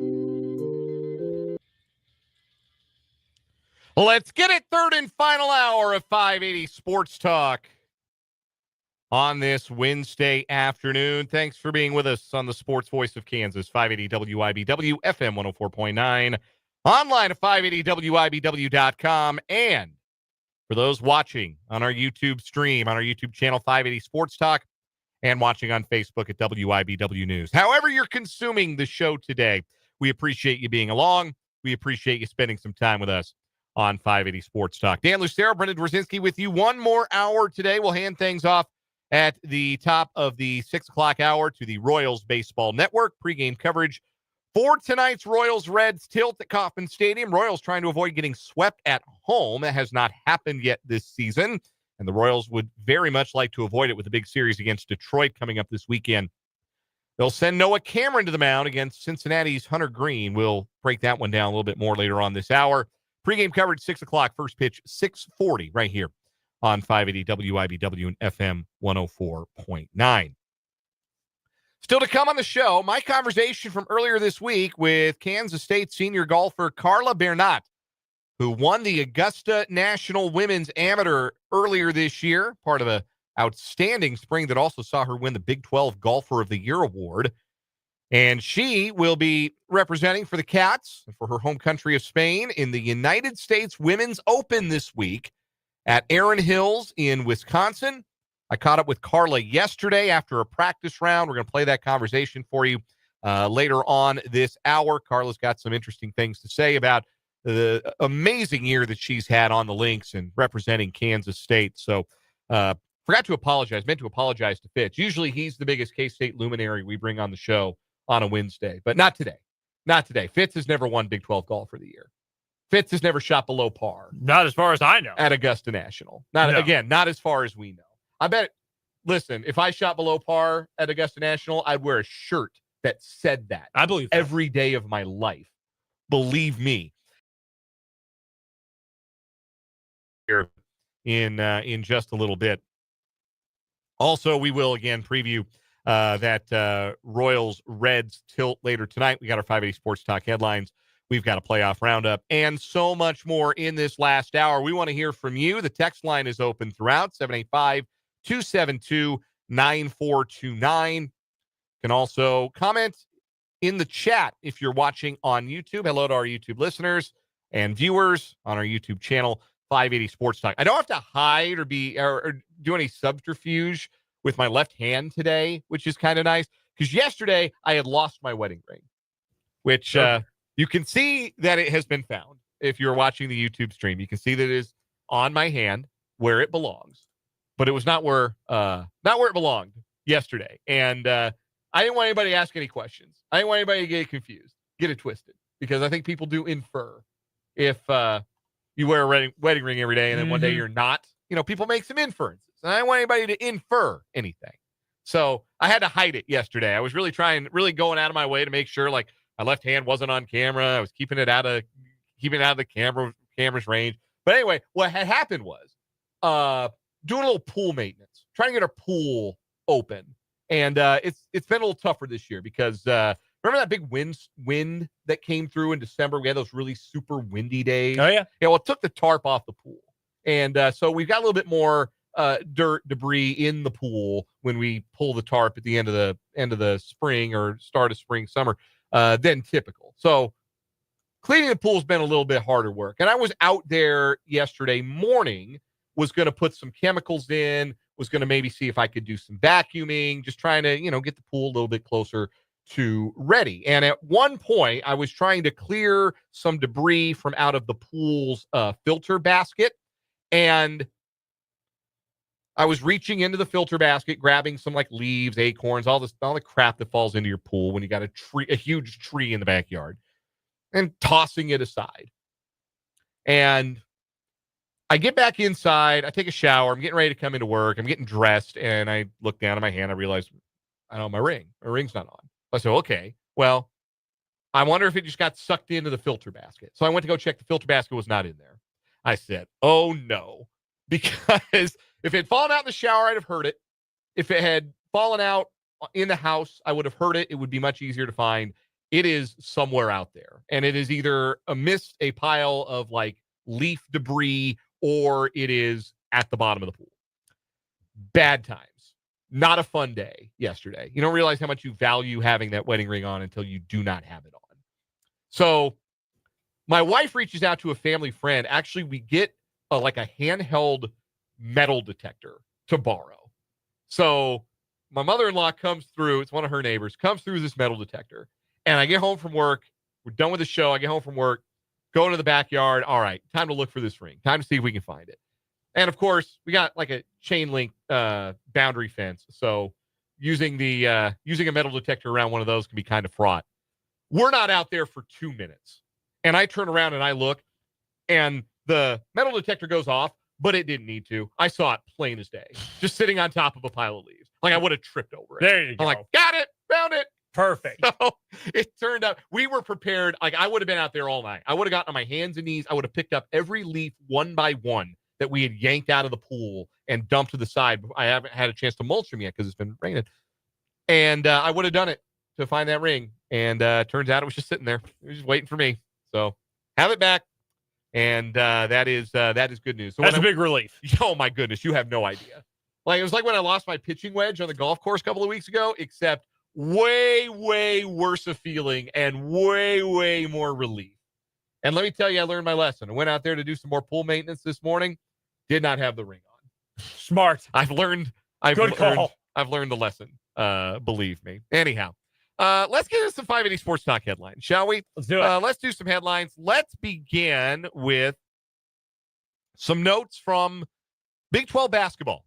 Michael Swain had this on his social media on X, the Everything app. Michael Swain, of course, friend of the show, fog.net. The Big 12 just confirmed the conference is going back to 18 league games for men's basketball. No brainer.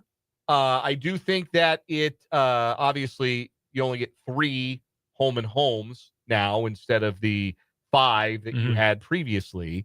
But look, end of the day, you want to make the NCAA tournament, you got to win games. And I think that we have seen less emphasis in recent years on the quality of your non-conference wins. And in a meat grinder of a league like the Big 12, playing 20 conference games made it harder to get 2 additional wins.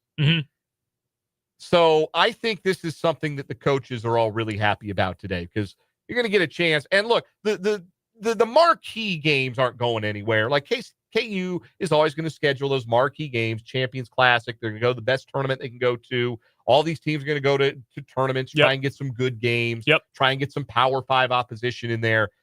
But these 2 games that were Big 12 games last year and will not be moving forward, I got to imagine the majority of schools are going to replace these with bye games. Yeah, you're not replacing a game with Michigan. You're replacing you're at it. Let me rephrase. You're not giving up a Big 12 game to go and schedule Michigan or, even a UCLA or something like that. No, you're going to schedule Kennesaw State. You're KU scheduling UW Green Bay. And teams already play those games anyway to start the year. Some teams like TCU and Iowa State make almost all of their non-conference schedule games like that. But you're going to just see more than that. It's to boost the tournament resumes. I get it. The only thing that I have a gripe with is the 5 home and homes from a year ago. There were only, 3 protected games in the entire conference. I know the Sunflower Showdown was one of them.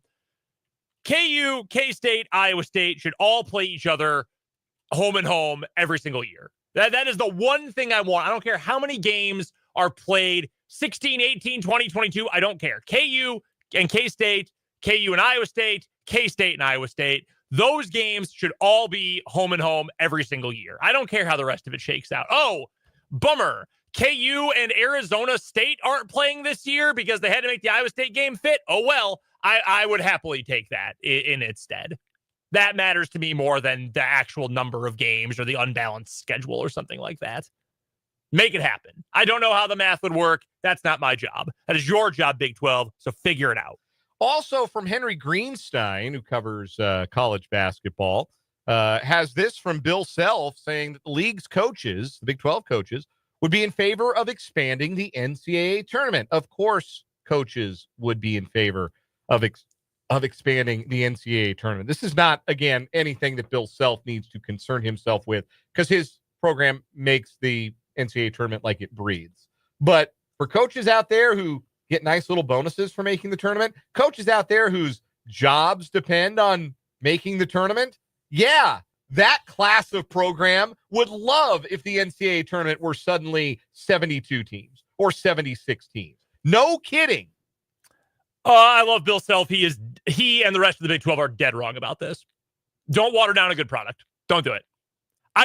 No one wants to see who was the last big. No one wanted to see K-State in the tournament this year. No one. No. K-State fans, y'all didn't want to see your team in the tournament this year. You were over it. No one wants to see Oklahoma like 3 years in a row on the fringes of making it in. Not this past season, the year before. Oh, well, we did this and this. Yeah, you weren't good. No, don't reward that. The product is good as it is. It's going to happen eventually. I've given up a lot of these. Like, I knew the universal DH was coming, even though I don't like the designated hitter. I gave up fighting that fight. There are plenty of things like that over time. The fact that the SEC and the Big Ten, at least in football, are just going to split into their own thing eventually. I've given it up. In fact, I welcome that at this point. Don't mess with the NCAA tournament. It is perfect the way it is. Leave it. In fact, no. The one change you should make, well, I take that back. Never mind. I was going to say the one change is that play-in games should only include high majors, but I actually take that back. Did you know that you get paid a full unit share if you win a play-in game? Yeah, I did know that. That you get paid like if you won a game in the regular bracket. I changed my mind. Those schools could use money. So I've changed my mind about that. No, that is helpful. Making it out of those the 16 versus 16 games. So you get, and the TV product is still good because you open the night for each night of the first four. Oh, it's Alabama State and Monmouth or whoever. Oh, sweet. This dude is 5'8". He weighs 270 pounds and he dunks? What? Like, sweet. March Madness legend. You get to see that, and then you get to see two high major teams where you've heard of the players. And I could go to bed if you foist Virginia and Wisconsin upon me. Right. And like, oh, cool. It's 17-7 in the first half, and I'll go to bed. Like that. It's great. The product is perfect the way it is. Do not mess with a good thing. I know they're going to, but it pisses me off. No, they are. But sorry, Bill, but you're wrong here, buddy. Yeah, I understand why the coaches want it. I understand why the conferences want it. I especially understand why the power conferences want it. But, you know, at some point, you got to make decisions based on something that goes beyond money. Like, you can't keep strangling that golden goose. There's only but so many eggs it can lay, right? You can't make it lay more eggs. Yeah. I don't know. Let's talk about another example of strangling a golden goose. Let's talk some college football with our next headline. All right. Next headline. Greg Sankey. This is the headline from ESPN. The commissioner of the SEC talks 5+11 CFP model with SEC coaches and ruse the timing.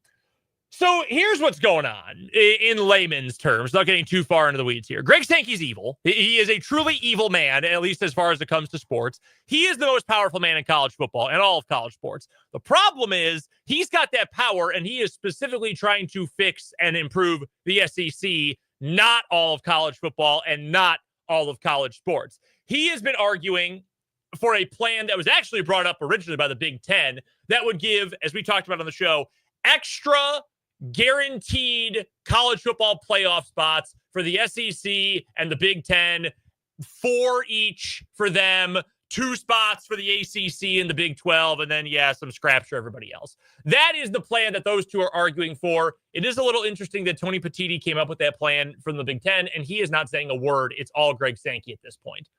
I am noticing these things. Anyway, the other conferences are pushing more for the 5+11 model, which is much more similar to what we have already had with the 12-team playoff. It would be top 5 conference winners plus 11 at-large bids, which does not guarantee at least 4 SEC and Big Ten teams get in every single year.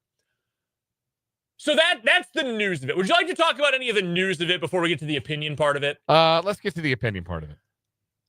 I am so sick of college football not being about college football anymore.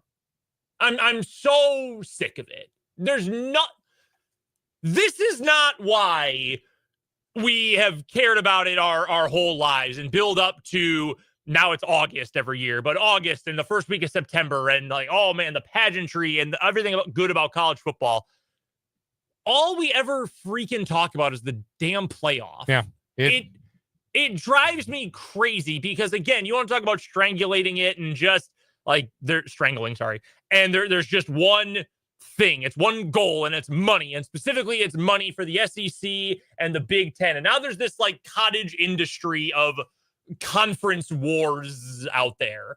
Like, I don't give a you know what. I don't care about any of this, but it is inescapable and it becomes things that we have to talk about because the whole college sports really, but specifically football world revolves around this crap. It infuriates me. There's nothing I'm interested in less than a bunch of millionaire suits arguing. It has. I have heard so much, and I know you have too. We all have. Like, oh, the transfer portal's killing my interest in the sport. Oh, the NILs. No, man, the thing that's killing my interest in college football is the fact that 75% of the talking points for 5+ years now are a bunch of dudes in suits talking about dollars and cents. I don't care, but it's inescapable. Yeah, the playoff has certainly consumed college football, or college football has become consumed by the playoff and this idea of crowning a champion, where the sport survived for 100+ years totally fine when we had like two polls, two blocks of voters who decided who number one was. We liked it. We thought it was fun. We had the argument for years and years and years. We had split national championships. We have schools claiming national championships from a poll run out of one guy's basement with a formula he came up with in 1942. That was fine. We were totally fine with that. And even the argument in favor of the existence of the playoff and the expansion of the playoff, even the argument in favor is sort of a resigned argument. Like, well, people are going to watch. There's more good college football games, more high-profile matchups. People are going to watch. It's going to do great TV numbers. The TV networks are going to spend lots of money to air these games. What does that do for my experience as a fan? How does that make my fan watching and experiencing a season? How does it make my experience better? How are you, as a Kansas State or a Kansas or an Oklahoma or a Texas or a Mizzou or a Nebraska or a Colorado or Colorado State, or how is your experience enhanced? How is this a better viewing product for you? How does this make your experience of rooting for your team against your rivals? Because that was the whole thing about college football. You played your regional rivals. You played for a conference title. You played the schools that you hated more than anyone else, and you hoped you would win those games. At the end of the day, if you had a really good year, you went to a bowl. And then if you were one of like 7 or 8 programs, you maybe had a chance to be number one. But more, there are 136 now Division I programs. How many of them have a chance, a real chance to win the college football playoff? Is that number more than I can hold in my hand? It's not. It's not. It's 10 to 15 at the absolute So this most. idea that you're going to be Kansas or Kansas State or Oklahoma State and you're going to win the college football playoff, no, you're not. You're not. I'm sorry to throw cold water on that if you are a believer that, hey, maybe it's possible here. It's not. It's not. This isn't college basketball. It's not. The other part of this that is a shameful sham. Okay, you want to go all the way in on the playoff and 1 year after a 12-team model, we're going to get a 16-team model. Okay, go all in. Why? This is rhetorical because I know the answer. Why do you not just tear the whole bowl system up? You said bowl games are for the G5 teams now because you guys most of y'all ain't making the playoff. Do the FCS model. FCS does it. 32 teams? 32 or 24, whatever. However you want to make the bracket. 32 would be even easier. Yeah. You get your conference winners and you get at-large teams and you're decided somehow, committee or polls or whatever. Just go for 24. That's what it was. D2 expanded this year too. They're up to 32 in Division 2. Go do a 2014 bracket. Why not? And the answer is because Greg Sankey and Tony Petitti, and in fairness, to a degree, Jim Phillips and Brent Yormark as well, It's not about the good of the sport. It's about the money. It is not about what is the best for college football, what is the best for the fan experience, what is the best for all of that. It's not about that. It is about, I want the SEC, if I'm Greg Sankey, to make more money for a reason. That's important, is that we get more money from ESPN and Disney. That is the most important thing. That is why they're doing this weird, like, well, we're going to do automatic qualifiers for a certain number, and we're going to have exactly 17 3/4 teams that make it in, and we're going to have 48 players from San Diego State who can play, but you guys are going to lose. You're going to play in the first round of the road anyway. Like, it's all these goofy rules. You want to do it, stop being a coward, put on your big boy pants, and let's do a real playoff bracket. But it's not about the good of the sport. It's not about picking a national champion. It is about how can we line our university presidents' pockets more easily. That is what Tony Petitti and Greg Sankey are trying to do. And again, to a lesser extent, the other conferences commissioners as well, at least at the power level. That's what this is about. So don't ever confuse it with, well, it's better for the sport. The TV ratings will be great. You'll see. Here's the dirty little secret for you. Dan, I could not care less if you're watching a game I'm watching. No. Whoever you are, I don't care if you're watching. It does not matter to me. We're going to get a lot of ratings discourse. We get a lot of ratings discourse. I'm watching it because I want to watch it. I don't care what the ratings are. I don't work for Disney, dude. I don't care. Why would I care? The game either gets a 100 share or a 0 share in my living room. Yes. I don't even like watching games with other people in my house. I don't care what people in, Bakersfield are doing. That means nothing to me. So just remember, that's what the playoff is about. It's not about the good of the sport. And I think that Cody nails it in the YouTube comments, saying this is a customer experience that is no longer about quality in just about any industry, let alone sports. And that is something that is 100% correct. And if we had more time to flesh that out, I would love to go down that road. But unfortunately, this is only a 3-hour show. If this were a 12-hour show, I think then we could pull the lever on that one and really get us going. But no, I think you're 100% right on that. And it is. And it's too bad because college football had the best regular season of any sport. And it doesn't matter anymore. It doesn't matter anymore. That Ohio State-Oregon game, well, we all watched it. NBC paid a lot of money for the privilege to air that game where Will Howard forgot how much time was on the clock and Oregon survived Ohio State up in Eugene. And that game mattered 0. It meant nothing. It meant nothing because Ohio State bonked Oregon on the head repeatedly for 60 minutes when they played in the playoff. And so, you've devalued your season, and things like Cal and Stanford playing the ACC are things now, and it's all because it's a land rush for dollars. And it's all, and broadly, this goes back to the idea that has long existed that sports and sports television are a bubble that is one day going to burst. And if it bursts, you better have your pockets lined and stuffed when it does. And that's what this is. This is the land rush. This is what you're seeing is, in effect, a dash for dollars before that bubble bursts. And one day, maybe it does. And we'll see what that looks like. We've kind of already started to see what that looks like a little bit in baseball and sports like that with the death of the regional sports networks. There were teams who no longer have a regional sports network are having to either get creative or just not spend any money on players. I just want to watch a game without being hit over the head with, well, here's what's going on in the playoff picture. I don't care. I'm watching KU-BYU. I do not care about that. Let's do a playoff roundup to wrap up our headlines, shall we? I think that is a splendid idea, Dan. It's time for the 580 Sports Talk Playoff Roundup. In the NHL last night, Edmonton takes a 3-1 lead in the Western Conference Finals with a 3-1 victory over the Dallas Stars in Edmonton. Jamie Benn, you are never winning a Stanley Cup, and you are never seeing heaven. You or Pete DeBoer. Go Oil. Getting oiled up.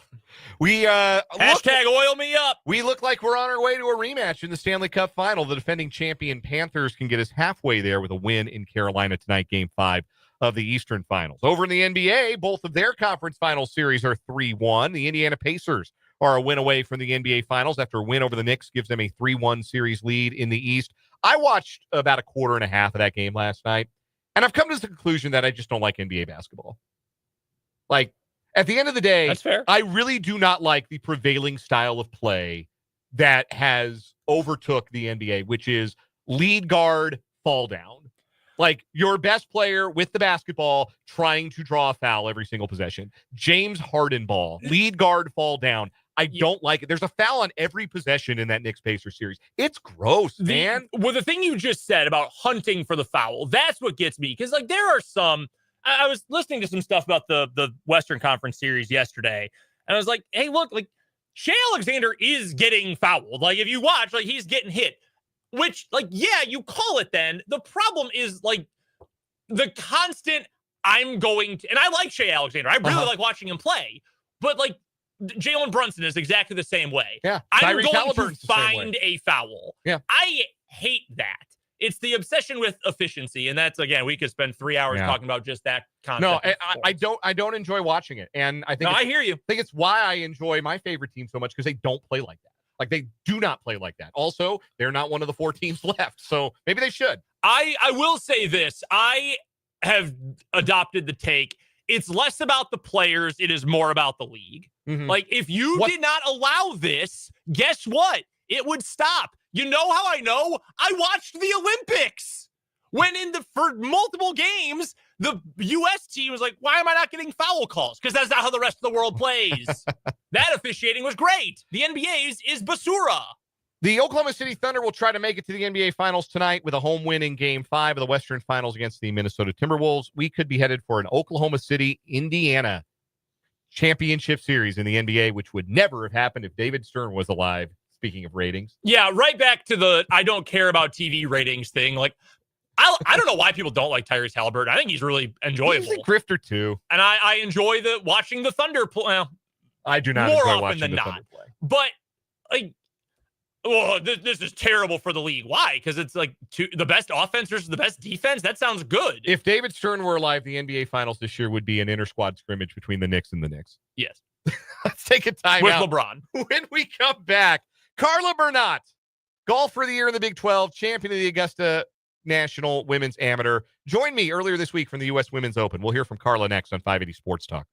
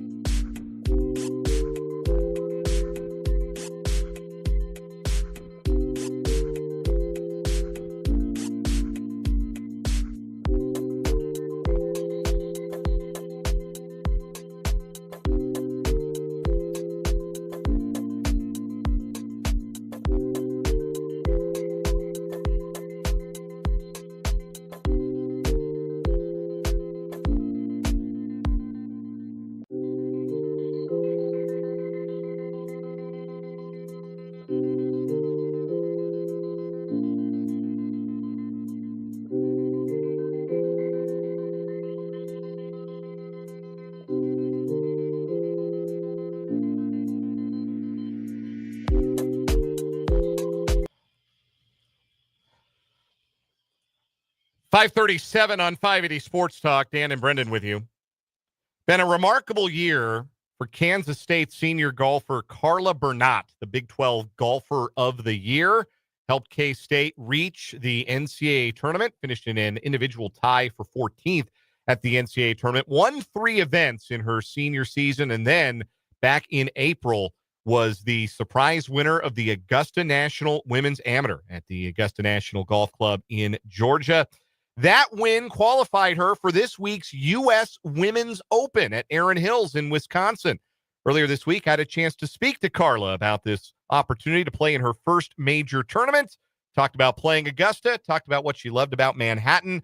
A conversation with Carla Bernat, K-State senior, ahead of the U.S. Women's Open.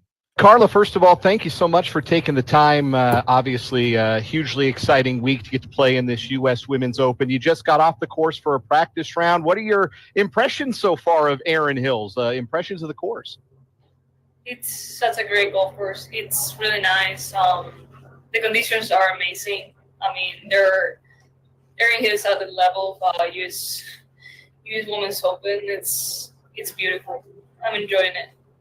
How confident must you be right now? You've had a terrific year playing so far. What is your level of confidence right now in your game as you go on to play in this major tournament?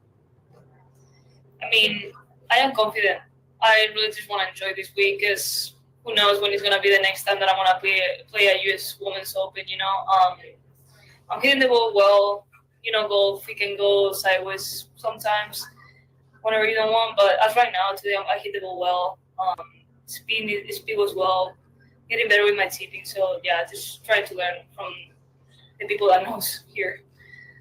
You obviously, again, had an outstanding season, the Big 12 Golfer of the Year, the champion at the Augusta Women's Amateur.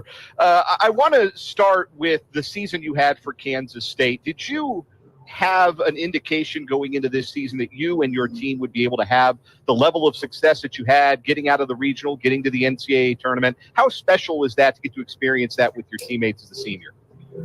It was so cool. I mean, last year we were just, I think, 1 or 2 spots out of for the regionals, and I went to regionals alone by myself. And I told my coach, like, I need to make it to nationals with my team because that's been my goal for 3 years and a half. So yeah, it's been awesome. I'm so proud of my teammates too. Like, they put so much effort, and like, I think we've both pushed each other to be better. I mean, we just saw it at the end of the season with that regional, and Alenka Navarro, my teammate, that performance in nationals.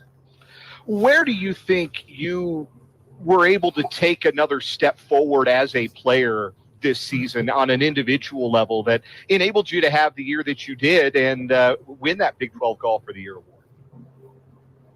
I mean, I didn't do anything different. I think the more I was playing, the more comfortable I was with my swing and with my speed and putting. So, like, I think once I saw I could compete with maybe other universities that were at a high level, like East Kansas and people in the Big 12 that we competed throughout the season, I think I saw that I could believe in myself a little more, if that makes sense. Carla, the Augusta Women's National or Women's Amateur, the highlight of this season, I have to imagine, being able to come down to 18 at the storied Augusta National Golf Course and win that event. Can you describe to me what that weekend was like for you and what it felt like and where you came away from that experience feeling about yourself and maybe what you were capable of as a player? Yeah, I mean, it was great. It still feels like a dream for me because I haven't stopped since.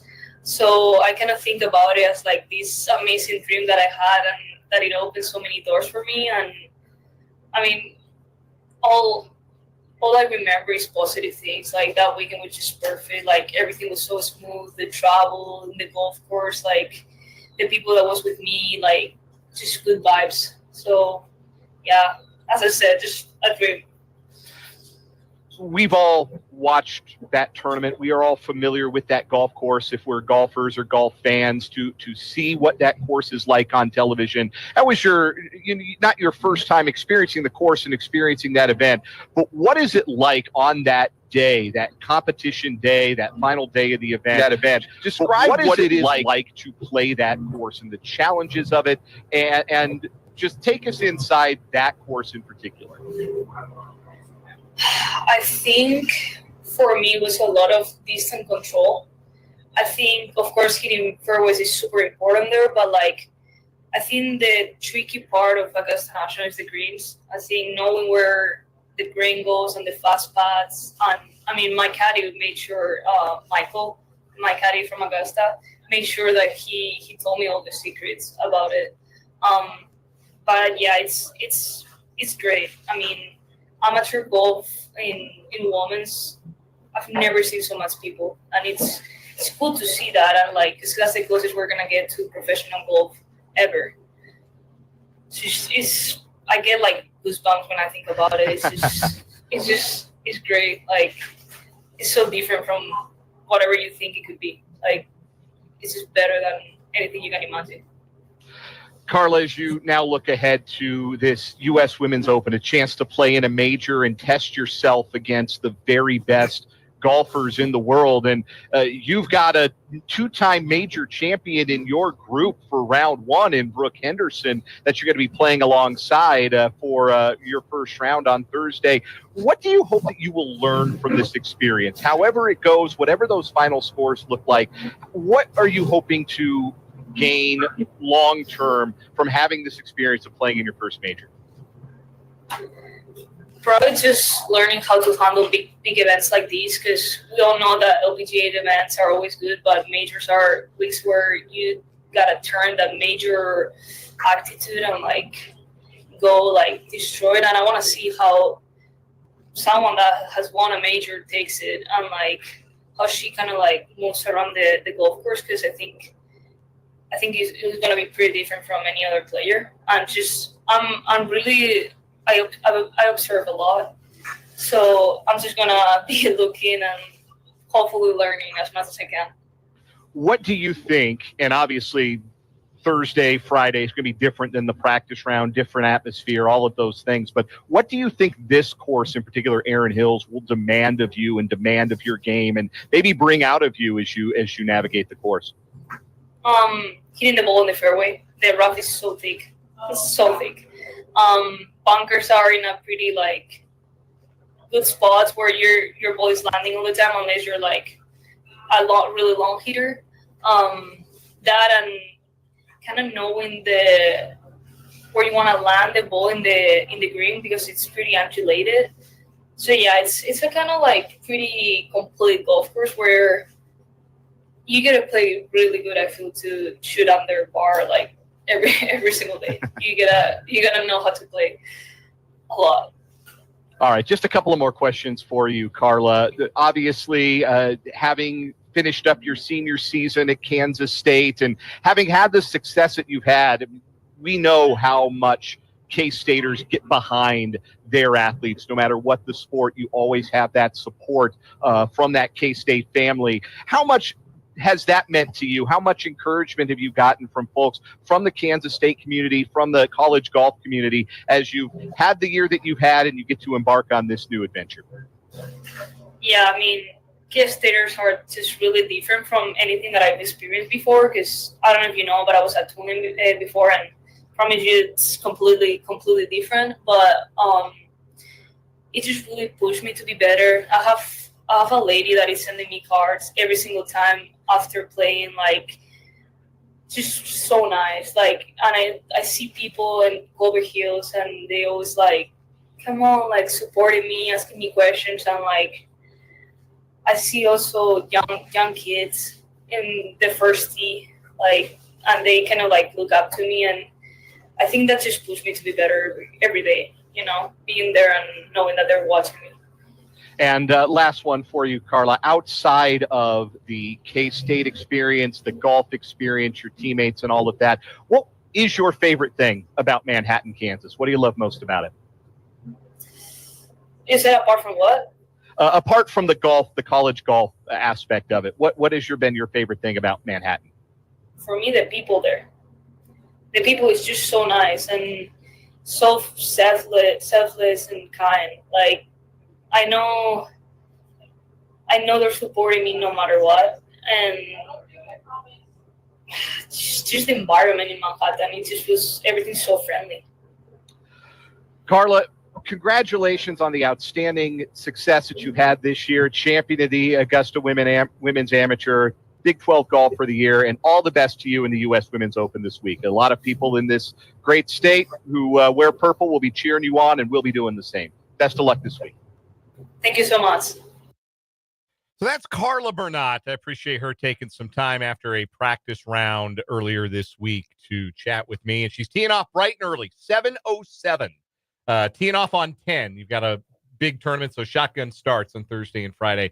So she'll tee off on 10, bright and early tomorrow morning in her first major tournament, the U.S. Women's Open. If they told me I was teeing off at 7:07, I'd say, I bet you thought I would say cool. I bet that's what you planned for, but here's the thing. Or you know what? I'm doing who plays really slowly? Patrick Cantlay, is he slow? Yeah, he's pretty slow player. Yeah, I'm doing Patrick Cantlay the whole, like, I got to wake up. I'm not going to be awake until the 5th hole. Right? So, sorry, Yeah. tough beans. Yeah, you get that early tee time, she'll get a late one then on Friday, and all the best to Carla. Now, see, that's great. I'll play until it starts getting dark. That's fine with me. We'll take a timeout. Some good Royals injury news for one missing injured pitcher. We'll tell you about it next. Preview Royals Reds on the other side of this timeout.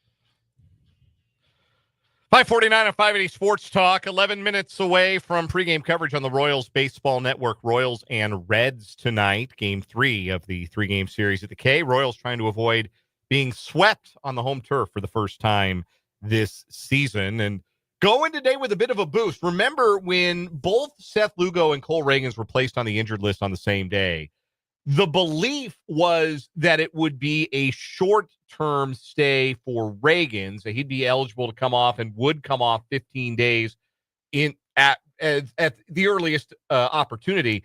There was a little less certainty about Seth Lugo. Well, we now know Lugo's return date before we know Reagans's. And Lugo's return date is Friday. He'll be on the bump against the Tigers to open that critical late May 3-game series. Yeah, that's awesome. That's big time. And that is a huge boost for the Royals. He'll slot in, and then Waka and Bubic will carry the rest of the weekend. Reagans is eligible to return from the injured list on Sunday.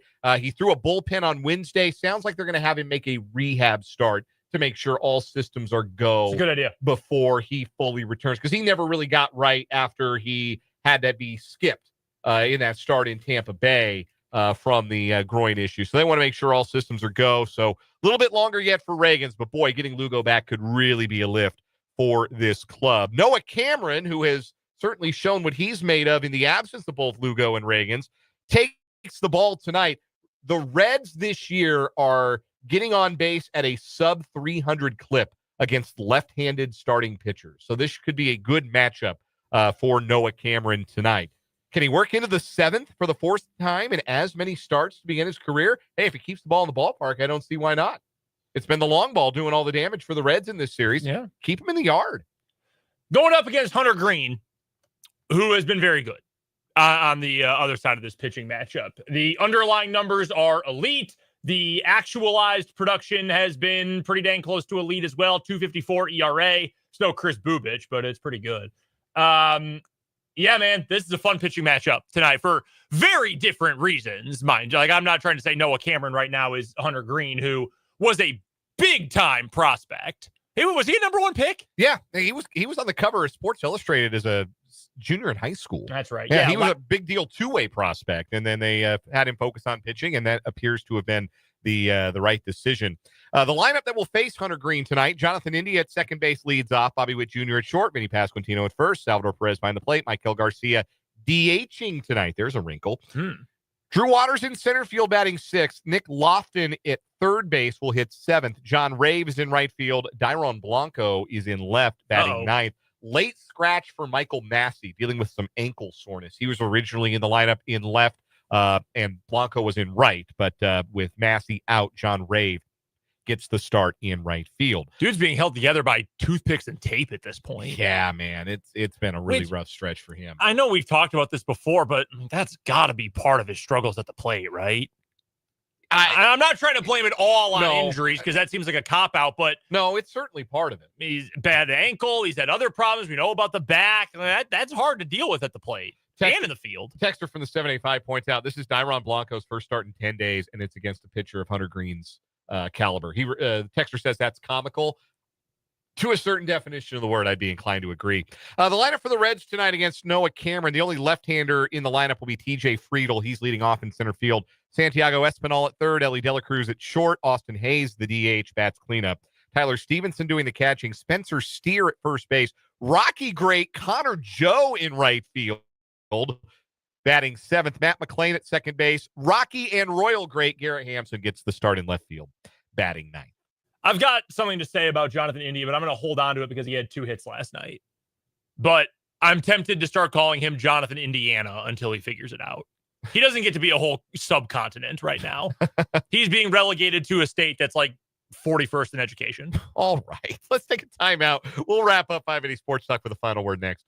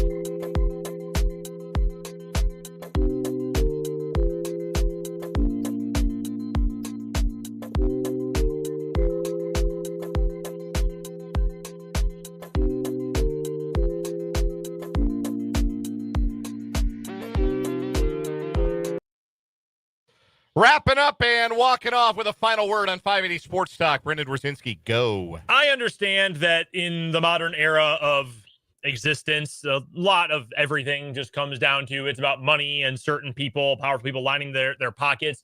But I do hate that that is essentially all that the narrative about college football is these days. I would love to be able to talk about a sport that I truly, truly love without having to talk about the playoff and about having to know who the commissioner of the SEC is and why he's trying to line the pockets of his university presidents in his conference. I wish we could just talk about why the sport is great and all the cool storylines. But unfortunately, that's what they make us have to talk about. And frankly, it sucks.